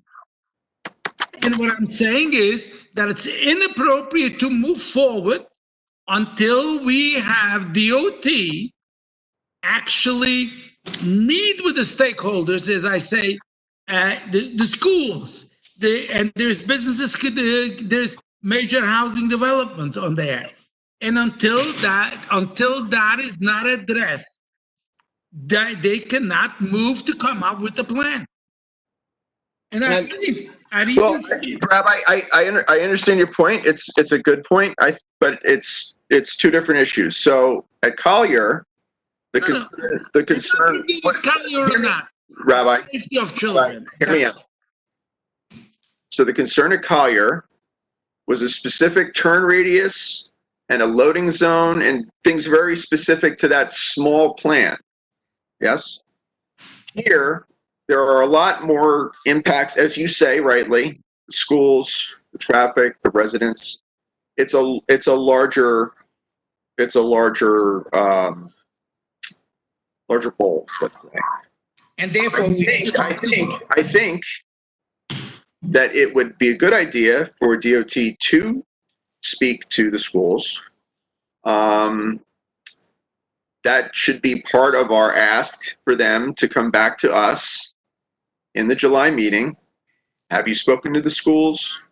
Rabbi, if you could be helpful in putting them in touch with like the right people, and if they don't speak to the schools, then we can address that issue at the July meeting. So I have your comment for the record. I appreciate it. But I just wanted to be clear on that. Question. Who is that? I have a question. The stakeholders are the kids. What about the kids in the buses? Are we talking about just the school that's up on White? Or are we talking about every single school that drives through the intersection? Because there's the kids are in buses when they're going through the intersection. We're saying that they want to make this turn where we have cars coming off the freeway going straight. Again, aren't the kids that are putting at risk the ones that are in the buses making at an unsafe intersection? I feel like it's conflating the issue to say that the kids that get out of the bus 2 blocks up are in danger because of whether cars can turn here. And I just think that that's to me, the kids at that school aren't in danger.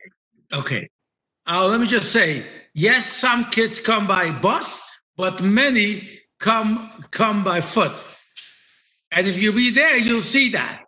Okay. And therefore, regardless, even if they come with a bus, it still behooves on DOT and the board to make sure that such consideration is taken, not only taken, input is taken from them before you make a change. And because it's a big change, were pedestrians. 2 of the accidents were pedestrians. We're talking about making it safe for pedestrians. Yes. For pedestrians and children and weekly traffic, that has to take place. And because it's a bigger plan, and because more people are affected with that, that's even more important. But I believe that is the last word, Rabbi. Thank you very much. So again, please submit your comments to the board office, to my attention by Monday, and the business, if possible, be forwarded to the project managers and the borough commissioner to address at the July meeting to be determined. Okay, thank you very much. Next item is Rodney and Broadway. Is that right? Yes. Is Cole here? Oh, Greg, it's the Greg show. Well, Cole is supposed to. Cole had technical difficulties, but let's see. I can show this if Cole's not here. He did text me that he couldn't get onto this for some reason. All right, just give me a second here and let me see if I can find this. And just to the people that, if you typed in a text and I missed it or we didn't get to it, I apologize. We'll make it part of the record.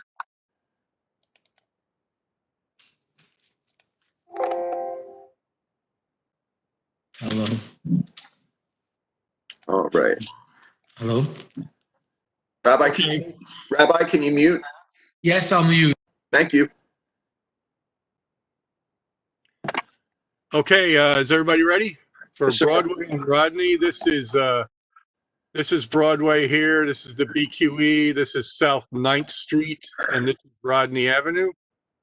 Rodney Street, sorry. There was a request for pedestrian safety improvements here, and there's widespread jaywalking, which I'll show you in a second.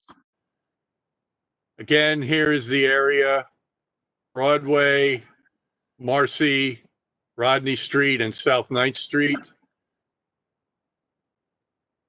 Okay, now the problem is South 9th Street comes in, it's a one-way to our right, which is one-way eastbound. Comes in like this. And Rodney Street is one way up, is the way we're looking at it. So cars are allowed to make this turn here onto Broadway. So there's no crosswalk across Rodney Street. If you're walking along the south side of Broadway, most people just walk like this, which means they're jaywalking because there's no crosswalk there. Nobody's going to do this, but to avoid jaywalking, that's what they would have to do. So that's the problem we're trying to alleviate. So this is a photo looking west. This is South 9th Street. This is Broadway. This is Rodney. Again, there's no crosswalk here. And vehicles from South 9th Street come in like this, and they would take up the path by pedestrians anyway. This is Broadway and South 9th Street looking east. This is where South 9th Street kind of slants into Broadway. This is looking in the opposite direction. This is looking west. This is South 9th Street. This is Broadway. Again, there's no crosswalk here. So the proposal is to close to traffic this eastern end of South 9th Street to make it a pedestrian plaza. Let me just back up a second here. Let me see if I have a picture of the, no, I don't. Okay. So these are kind of like backyards here. If we're talking about closing this to traffic so that that way, if you're coming up Rodney Street, you can turn left here, you can go straight, you can turn right, you just will not be able to do this.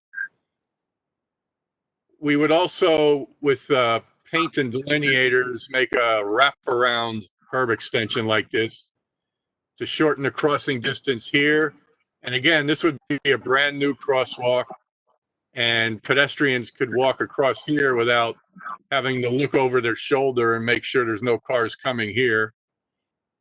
And to further make this intersection bearable, we would propose to reverse the directionality of South 9th Street from eastbound to westbound. Okay, the way it is today, again, this is South 9th Street. It's one-way eastbound, and this is the section we would close off to vehicles. And so that this isn't essentially a five-legged intersection, we would propose to reverse it. The way it is today, where the one-way is this way, it's easy to get to from the north, because Marcy Avenue is one-way southbound. And then, so if you're coming here, it's easy to go to the north or to the west or to the east. If it was reversed, then it would be easy to get to from the south, and you could go from the south to the west to the east. And probably most people that use this are looking for parking anyway. So reversing this from eastbound to westbound isn't going to make any big traffic problems. Most people that use it are probably looking for parking. And again, the way it is today, it's kind of illogical to use it unless you're reversing yourself. And if we make it one way this way, again, it would still be illogical unless you're reversing yourself. It's just that it would be in a different direction. So again, the advantage is safer pedestrian crossing across Rodney Street. The neck downs make 3 crosswalks shorter. And the closed off section of South 9th Street could be devoted to pedestrians. There is a disadvantage. If we closed off that section of South 9th Street, we would lose 5 to 6 parking spaces. But there would be 1 or 2 spaces gained on Broadway itself. There'd be 1 or 2 spaces gained here, but actually I think it's 5 or 6 net spaces lost. There'd be a loss of spaces here, a few spaces gained for a net loss of 5 to 6 spaces. And that's pretty much it. Do we have a count how many people make the right turn coming down Rodney? Make a right turn? Let me see if I can get to that. Hold on.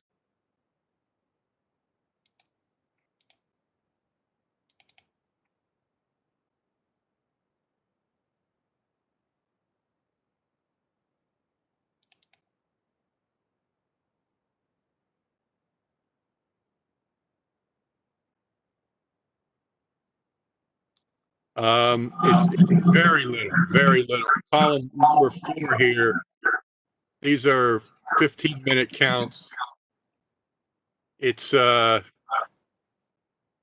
number of vehicles that go up Broadway and then turn into South 9th Street here. That's number 4, which is, just so we look at all time periods, the most in any 15-minute period looks like 4. But I want to make clear, I'm talking about, and these are very old, by the way. Oh no, these are 2020. I want to make clear my question. The traffic coming down Rodney, making a right onto Broadway. That's my question. That's Coming down number Rodney. 3. Okay, so if you could make a right here, or you can make a right here. Column 3 is making the right directly onto Broadway. Column 4 is taking this kind of shortcut. And again, they're both very low. These are, you can see these are 15-minute counts. So not too many people would do this. If you're going to do this, you might as well do this. But today, everybody, if we close this, then 3 and 4 combined would end up doing 3. So, and again, we're looking at column 3 and 4. These are 15-minute counts. Very, very low. Right, okay. So is that right? South 9th dead ends at Marcy, and it just goes Marcy to Broadway? Just those Correct. 3? That's right. Sounds like a good open street. Well, yeah. Sorry, I couldn't resist. But I mean, it looks like it's just, Yeah, it only goes from it's right like car here. storage to me, especially over the BQE. This is a pedestrian path. So I'm not really proposing that. I'm just. as far as vehicles go, it only goes from here. It goes from Marcy to Broadway. So yeah, if we close all of this, then we're really taking away a lot of parking space. No, I'm just kidding. But you do have that park there, and there have been plans to cover the BQE, not all the way down there, but I don't know. I mean, it seems the direction change seems like you're almost getting the same result. Yeah, in other words, instead of traffic coming into this and creating a 5-legged intersection, the traffic would come into here and just make a T intersection. And again, as far as traffic circulation, you can enter South 9th Street from the north, and under the proposal, you would enter it from the south. And again, anyone who uses it for traffic, they're just turning around either way. And I think most people that use South 9th Street, they're just looking for a parking spot. Either that or they're shortcutting off of Marcy to get to Broadway instead of going up to the Marcy Broadway intersection. Well, they could just do this. This is the way it is today. They could just do this. It's not really a shortcut. It would be out of their way a bit. If Oh, right. I'm sorry. I'm thinking Marcy's 2-way. I'm sorry. You're right.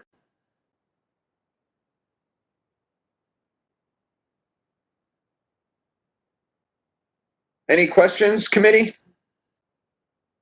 Concerns? Do you need a vote? You do need a vote because there's a direction change, right, Greg? Yes. One question, as the same question comes up all the time. Are there any local business, local stakeholders? Well, there is no businesses fronting here. Oh, but there's a new building. I see there's a new building coming up on this intersection, between by Marcy and on Marcy between South 9 and Broadway. New building. Right in here. Right in here. Yeah, just by where it says Family Pharmacy. See that? They're building a new building there.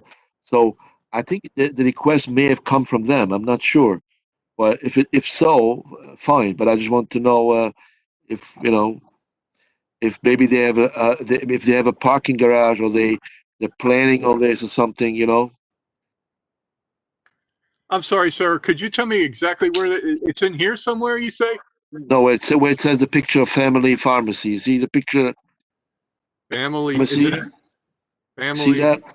Oh, right here. Oh, Yes, yes, yes. So they're coming up a new building, and if they're okay with this plan, fine. I think years ago I heard they requested this turnaround one way, but I want to make sure that we're not going to affect any local businesses. You know what I mean? okay. We'll reach out to them, and I think we already have. Okay, so I'm have- not. To be honest with you, I'm not sure. We may have. I'm not sure. But if we have not, we will. Greg, I'm sorry if I missed it, but what generated this this change? Is there crash stats for this site? There was a fatality, and also there's been complaints that it's people have been complaining that if they're walking along the south side of Broadway like this, let me get to a better photo here. If you're walking along the south side of Broadway, you have to kind of look over your shoulder to make sure that no cars are coming here. There's no crosswalk. So we got complaints that it's scary. Okay. It's scary just to walk along the south side of Broadway is the complaints we got. So scary and a fatality, yes? Yeah, it was a fatality. But that was up here though. Okay. All right. Well, and I don't know, committee, anything? Anybody else besides Simon? No? I want to make clarification for the record. I was just questioning the one way, the island that they want to close over here. The island, I understand it's a great enhancement, a very good enhancement. I was checking just the one way. If the new building coming up here, if you know about this one way change, that's basically. And usually when there's a change of one way, there's a business who requested this, or somebody put in the request. The question is who put in this request. That's all. I just want if we vote on it, you know. Well, no, we came up with this because it's already very awkward. If we're going to put a crosswalk here, nobody requested the one way. They did request to do something about this, but the one way kind of follows that. If they can't go, if cars can't go this way, and they're forced to go here, then the only place they can go is right in the middle of the crosswalk. So this was requested. The one way wasn't really requested. It's like a follow-up to doing the request. The one way itself was not specifically requested, but to do what was requested, changing the directionality would help that. Right. Got it. Okay, so I guess I'll entertain a motion.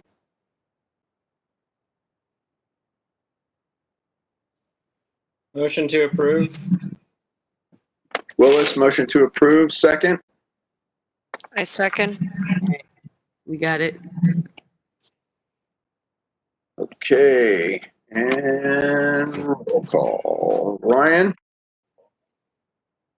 Die weet toch de zout van Ryan is yes. verkeerd. Please don't speak while the vote is happening. Thank you. I lost my place. Sorry. Hang on. Goed. Die weet dat we gewoon weer tussen die informatie verkeerd, right? Simon Mitchison. I'm going to call on him in a minute. Okay, sorry. It's like, by the way, I just spoke to the stakeholder who requested this one way. okay. So he asked to make that reversal one way.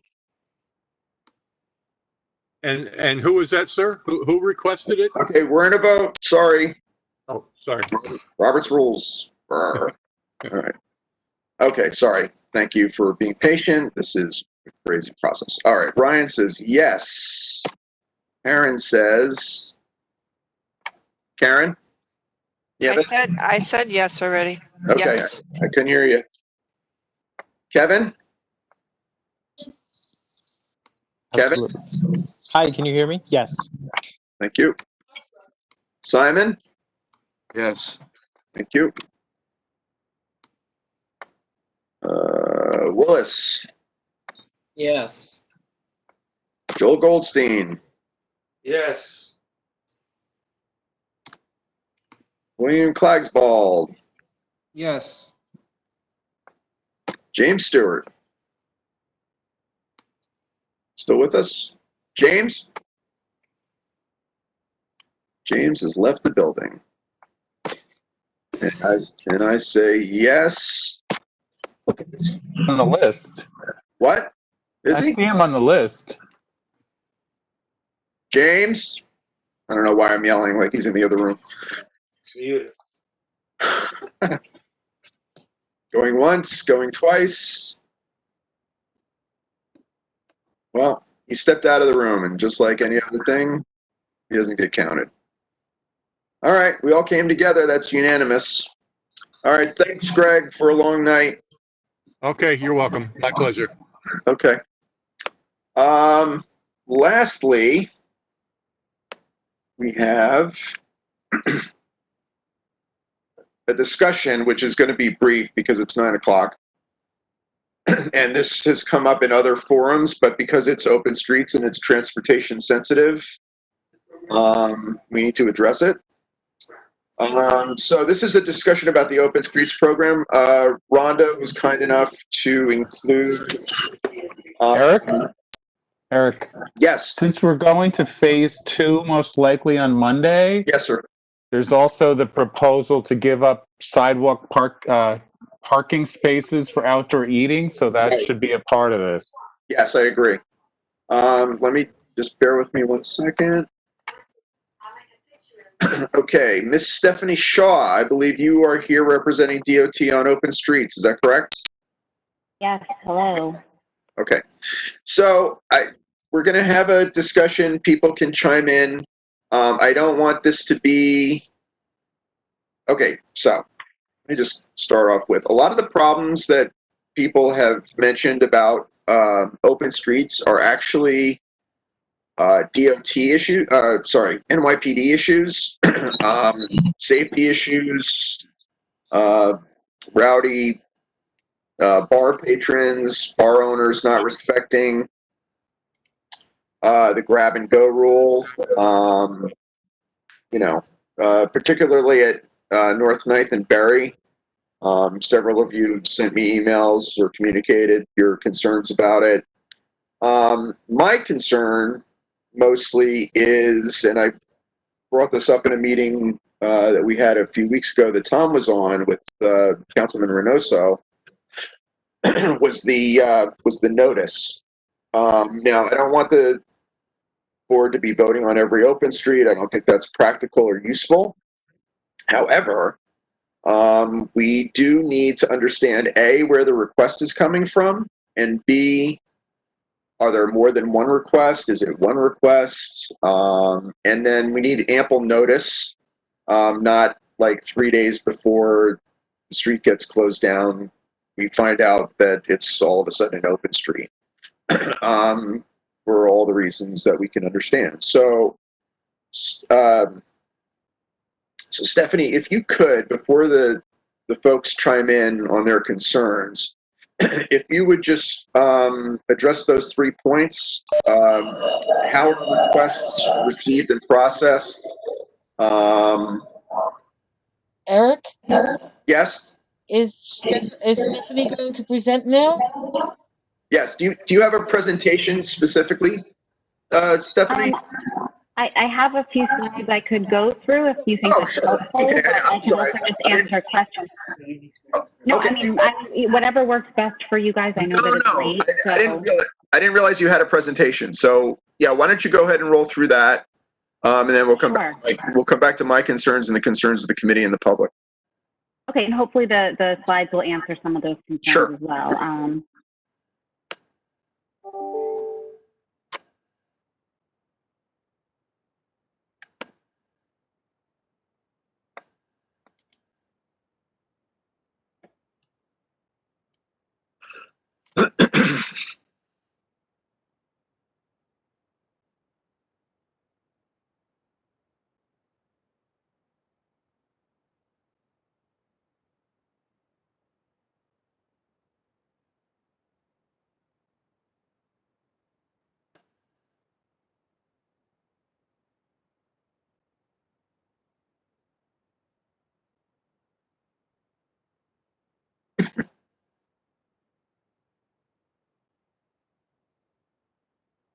Sorry, bear with me for a second while I find the share your screen option.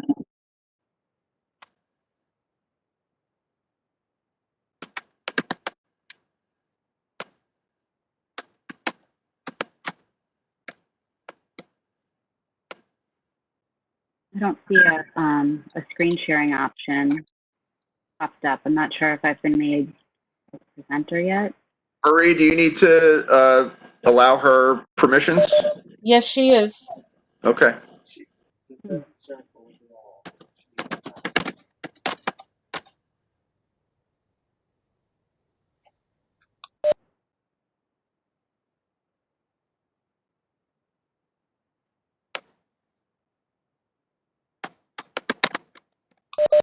You need to press the box with the arrow. Do you see that? I don't have a box with an arrow. I don't think. It's the third circle from the Left.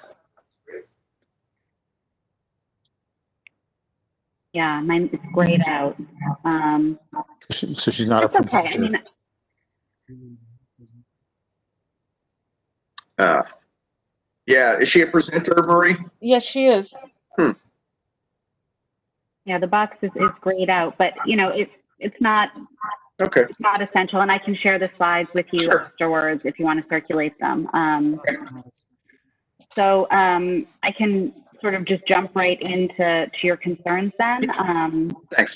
If that's useful. So you wanted to know about how the requests are coming through. So there's a few different ways that we're receiving requests for locations. The main one is through a community request form we have online through the DOT website. And folks are using that, everyone from just, you know, your everyday resident or business owner to elected officials to suggest locations. So we're getting a lot of those locations suggested every day. We also are getting suggestions and offers to partner with us from neighborhood organizations, nonprofit groups, business improvement districts and alliances, as well as some of our existing partners we have for other DOT programs like Weekend Walk. So that's another major way things are coming in. Those are kind of the main suggestions that are coming through. And then occasionally we'll have, you know, somebody who works in city government who suggests a location, and then we vet that as well. But so once we get all those locations, DOT goes through them. My team, which is one of the planning units at DOT, we go through them. We send them to the relevant borough commissioners' offices. Those folks review them, sort of flag if they think that there's any potential issues, and then it goes to like a larger working group of folks at various operational city agencies to make sure that they don't see any operational challenges to that location. So that includes sanitation, the police department, the fire department, and a whole host of other folks working for the city. And assuming, you know, a suggestion makes it through all of those levels of review, it then gets in the queue to be discussed with elected officials and you folks to make sure everybody's sort of aware of the location. I know that those have been coming kind of close to when the implementation actually happens. And the nature of the program has really been sort of emergency. We need to be providing this space for people to be able to get out of their apartments and do it in a socially distant way, especially with the weather getting nicer. We started to see a lot of overcrowding in parks, so we wanted to sort of provide that relief. So things are, you know, now we have about 45 miles of open streets citywide now, so the pace is starting to slow down a little bit. We're committed to get up to 100 miles. So we are continuing to roll out and vet new locations. But the process has been really fast. And I know that there have been concerns raised sort of among community boards across the city about that process. And we're sort of working. It's really late, and this is a really long dissertation. Oh, you're not recognized, Tom. I get it, but this is like, I've heard this before. Gavel, knocking my gavel. Thank you, Tom. Okay, this is helpful. So I know that that Berry and some of the earlier streets got rolled out quickly because of it came down from the mayor and we were trying to get this done. But so now this seems like a pretty intense bureaucracy, this chain of command that it's got to go through, and everything else. So is there now guidance on when notice takes place before a street is shut down? The process is still the same as it was before. And just to be totally clear, the way From when you make your decision that you're going to close down street X, notice to either the community board or to the electeds or et cetera, what's that? Is it a week? Is it 2 weeks? there's not a specific timeline, but we have been like vetting these and implementing them on a rolling basis. So that's why it's been so quick, and we're currently following that same process now. So I don't know that there's going to be changes to that timeline. We are trying to provide as much notice as we can, but sort of as soon as a tranche of locations is approved, we're trying to install them right away. So, the operational vetting happens, and then we let you folks know, and then we try to get out there and do it. Okay. And I'm guessing that this is kind of a nose under the tent for after the plague is passed, that we're going to be looking at open streets on a going forward basis. Is that something that we can expect to see? And you can Sorry, say, I lost you at the beginning there. are we expecting to see this after Corona is over? So, the mayor has said that, like, as long as we're doing social distancing, we can expect to see open streets. I'm sure there's going to be some locations which we will propose other improvements if it's something similar, or maybe it looks a little different, as part of our other public space programs. But if that's the case, if we're going to do something longer term at one of these locations, sort of in a post-social distancing world, we'll be going through our normal process and coming back to you with those proposals and doing our rigorous traffic analysis and all of that, our typical. Okay, thank you. Committee? Comments? Questions for for Stephanie? Sorry. Okay, public. Tom, go. Am I on? Yes, sir. All right. My understanding of the purpose of open streets was for space for social distancing and to be contiguous, parallel, or connected to parks to allow additional space for walking, running, playing, cycling, non-carbon related activities. And way back in whenever this started, consultations were made with the precincts about what streets would be appropriate near the parks and what streets might not be appropriate. We got a list on May 22nd that said South 9th Street between Berry and Driggs, Grand Street between Roebling and Marcy, and all of a sudden we had Berry Street. Who asked for Berry Street? And now that there's less social distancing on Berry Street, can that be reversed? Because I don't know that anybody's doing any kind of open air activities. It's more like the bars providing party space. That's one. And what are the hours? My understanding was the hours were 8 to 8, but it seems like Berry Street is closed like all the time. So I'm just wondering how that happened. So the program, there's definitely a number of locations that are adjacent to parks and are sort of expanding on the park space, but the program itself is not tied to park locations. It's street citywide, and in a lot of instances, we're targeting areas specifically that don't have a lot of open space to provide that space for folks. I don't know who requested Berry Street. I can certainly find out. It could have been as simple as a community request. Somebody who was in the area made the request and we found it operationally feasible. The locations across the city are 8 a.m. to 8 p.m. for all the places that are managed by the police department. There are a number of locations across the city, but it's a small percentage of the whole that are managed by partners like BIDS or alliances, and those have some varying hours. But the Berry Street location is 8 a.m. to 8 p.m. And so that's when the barriers should be set up that are letting cars know that it's not for through traffic during those times. And since there's a lot of businesses on Bedford Street, was Bedford Street ever considered to be like a permanent open street, so it is always a pedestrian street? Has that been considered at all? I don't know that Bedford has been considered. I think Bedford has a bus that runs on it. And so we wouldn't. Can't do it on We've been specifically avoiding bus routes for our open streets because we don't want to be disrupting bus service. Yeah, the most noise I've heard is about Berry Street. I haven't seen it, so I don't know, but that's where we're getting a lot of noise. That's all. Okay. Will, you want to talk about Russell? Sorry. Yeah, I'm. There's just been a lot of people online complaining about the barrier on Russell and that it's not.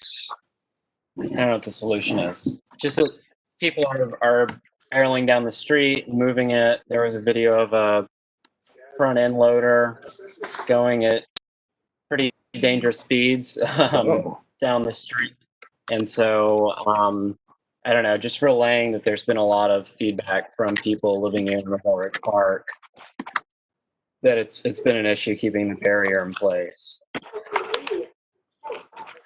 Yeah, I mean, it's definitely a challenge citywide at a lot of these locations. Somebody moves the barrier and doesn't move it back. Or isn't a fan of the location and chooses to move it. So it is something that we're working on. If you're seeing specific issues, please feel free to reach out to us. You can tweet us or you can send an email to the Borough Commissioner. We see that happening. If we have a staff member in the area, we'll often ask them to go out and check on it. Or we'll work with the local precinct to ask somebody to go out and replace the barrier. If there's damage to the barrier, we're trying to get those replaced as well. So definitely let us know when you're seeing that. Ryan? I was just gonna say that, like, the reputation of Berry is unfair. There's 2 spots where people drink on a street on a closure that goes all the way from Broadway to North 14th. And if you're out, I mean, I live at Metropolitan in Berry. There's like people learning how to ride bikes. There's all sorts of recreation and all of that stuff happening. Overall, it's a great experiment and it's working really well. Some of the restaurants, like, I mean, I don't think that Shake Shack gets it solved the problem. Before the street was open, the pickup line at Shake Shack was blocked the whole sidewalk and you could not walk by and socially distance. With the street, they're able to do it. The veterinarian is the same. There's lots of places. As far as it opening, Tom, that's the NYPD. They've come through twice. The 9-4 comes and opens it, but they don't do it on weekdays just because they don't want to come put it back up in the morning. But that's NYPD is supposed to come and remove them and do it, and they did it on Saturday and Sunday. Okay. They did it in, again, I would say a disrespectful way to the things. I feel like we watched some of the cops kind of break them and do it, and so people were out there fixing them with like screw drills and stuff. But I think, again, having a discussion with the 9-0 and 9-4, and again, it was really goofy because the 9-0 did it one night, the 9-4 did it both nights. They need to have some coordination, and then they have to come put it back up in the morning. And I just think that they don't. But I will tell you that everyone drives through, people get out and move it. Like the trucks going to Whole Foods making the deliveries, they still do it. Like people still use the street and access it and do all the things. Well, we're trying to get the police department to have less things to enforce. So if somebody's going to be doing open streets, well, they should do it. They're much more community oriented than the cops. It doesn't need to, but the thing is, it doesn't really need to be open again at 8 p.m. If people want anyways, where we are on the other end of it, it's better to keep it all through the night. It creates people can jog, do all the things. It makes it safer. I don't know. I mean, again, we're talking about 1 bar, 2 bars. Well, Ryan, the problem has been that the governor and the mayor have been very unclear in what things are, and people are getting very confused, and then it gets crazy. So it's like trying to get clarity on what the rules are so we can just say, this is what's happening. Like with the SLA and the whole thing about to go is not to go. It's take out whatever, but they never explained it. The new thing about the opening on Monday, the mayor's not agreeing with the governor, and everybody's like, what the hell's going on? So I just want to know what the rules are. That's all. And I would love Well, that the DOT had its own people that went out and did enforcement rather than cops. Yeah, no, I mean, again, the people can't go inside and drink. People are out on the streets, and it's I don't know. I'm not even gonna go into, but in general, on Barry, it's I mean, good? again, All right. I think Barry, I mean, yeah, I would say again, anyone, I come out like this morning, where the vet is, there's people, literally, these one people bring out 10 bikes and kids learn how to ride bikes. It all day long. It's very good. I will agree that on Friday night, Saturday, and Sunday, people from outside the neighborhood come and congregate at a few spots, and Okay. they aren't social distancing. But I don't know, again, if we're like, it's people are not social distancing all over. I know. But I got it. You know, I mean, I don't want to. Okay. I get all these emails. I just got to get the information. That's all. The next one's going to be how we're going to close the sidewalk, the side of the road parking spaces. That's going to be the next exciting. Right. So, Stephanie, Karen, 1 second before you. Let's. As long as Tom brought that up, Curbside eating. They're calling it curbside eating. Was Keith was on that meeting with Antonio? Yes, as I recall. I don't know who all was there.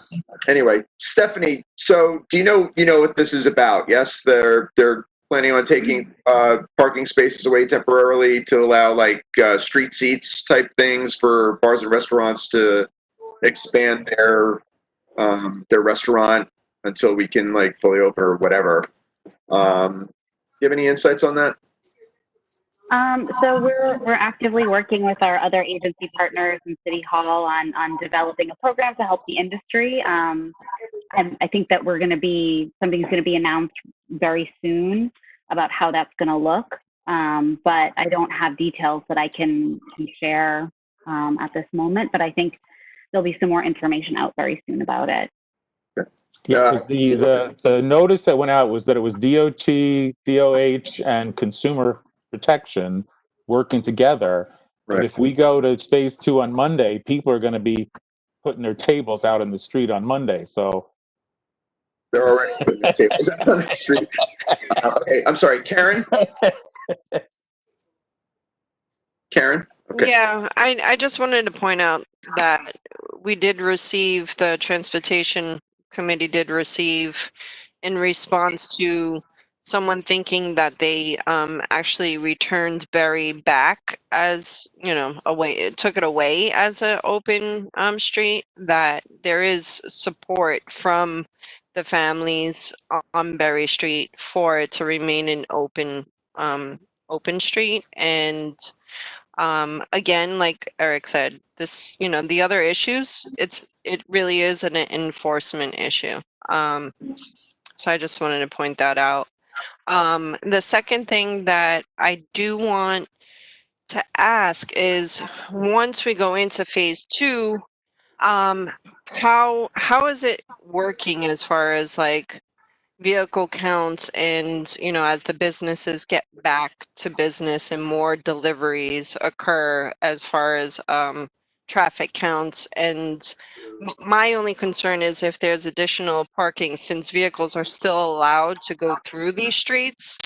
I'm concerned about safety and conflicts with the pedestrians and the kids who are, saying, hey, this is an open street, you're not allowed down here, and vehicles starting to go through. So I'm concerned as far as safety, how that's going to work when, especially, we don't have cops that are physically there. We don't have anyone physically there to kind of monitor that. So I was just wondering about the phasing and how the open streets, will open streets phase out? Or do we, how does that work? Yeah, eventually open streets will phase out. Most of these locations won't be permanently, closed to traffic or local access only. Like I said before, some might look a little bit different than they initially did, but we'll come back to you for a full process if that is the case at a location in CB1. In terms of that phasing timeline, that's really unclear right now. I think we will start to evaluate that, as we start to see traffic increase more throughout the city, as we sort of get back to business. It is something we've started talking about.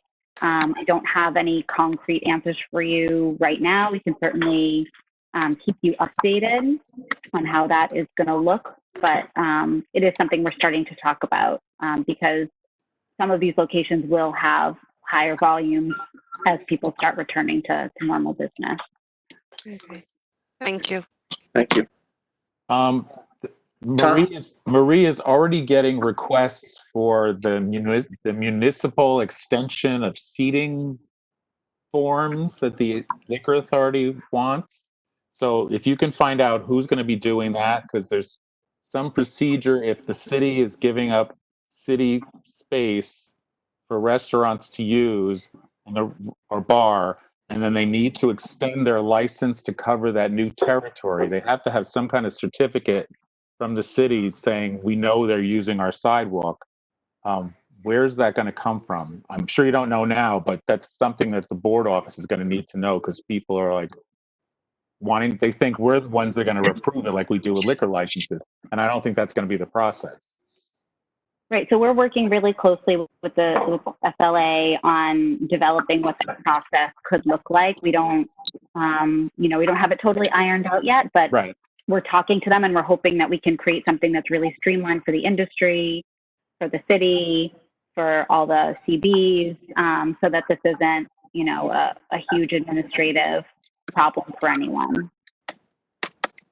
Let us know as soon as you know. Yeah, definitely. I know Ryan wanted to be recognized, but she stepped away from her camera. Anybody else? Because these restaurants and bars are chomping at the bit and they want to be able to do it right, but they also don't want to have to sit around and wait. So yeah, the process that we're working on coming up with will be very quick, or that's the hope, like I said, not totally ironed out yet, but we're trying to create something that's going to be really quick, really simple for folks. And the other one is those people who have weighed down by it. Those people who have private property that they've not used before, like a parking lot, are they going to have to get like a Department of Health sign off or something if they put their tables and chairs out in their parking lot? That I'm not sure, but we can certainly. I know there are people thinking about that. I just don't know the answer. And we'll definitely let you know sort of what all those different types of spaces look like and what the rules and regulations are going to be utilized. Okay. Yeah, because the governor announced it and everybody's like, whoa! Phase 2 on Monday. Whoa, who are the forms? Did Ryan come back? Ryan, did you want to chime in? I was just saying again on Berry, because we have a construction site right here on North 3rd that's had to come in and use and move the barriers, that like if people like we've had the opposite sort of thing happening than it seems like what they're having on Russell Street. We have people being like car drivers and everyone being very respectful because Metropolitan is busy and lots of people kind of have to turn on and use that little part. And I'm gonna have to say we haven't had any like conflicts or craziness. It's been like people have been very helpful to drivers that need to get through. And I just want to say that like I think that sometimes the experiment works exactly like it's how it's supposed to. Again, I really don't understand why Russell people are doing that, but here on Berry, it's people have really like kind of come together and enjoyed it and put it together. And again, I think a lot of people that live here are really upset about the bars that are exploiting it. And I'll say on our street, it actually gives us a break because Skinny Dennis takes over the sidewalk with their line that people can be in the street. So our bar that's next to us doesn't violate the rule, but it allows us to go around them. So it's, I mean, again, it's a thin line, but we've had good issues with trucks coming through and all that stuff because like I said, we have a bunch of construction right here. And I think the restaurants, I mean, having eavesdropped on Babar a little bit, I think the restaurants are freaking out because they don't understand what's happening either, Tom. And No, they don't. They've been calling me.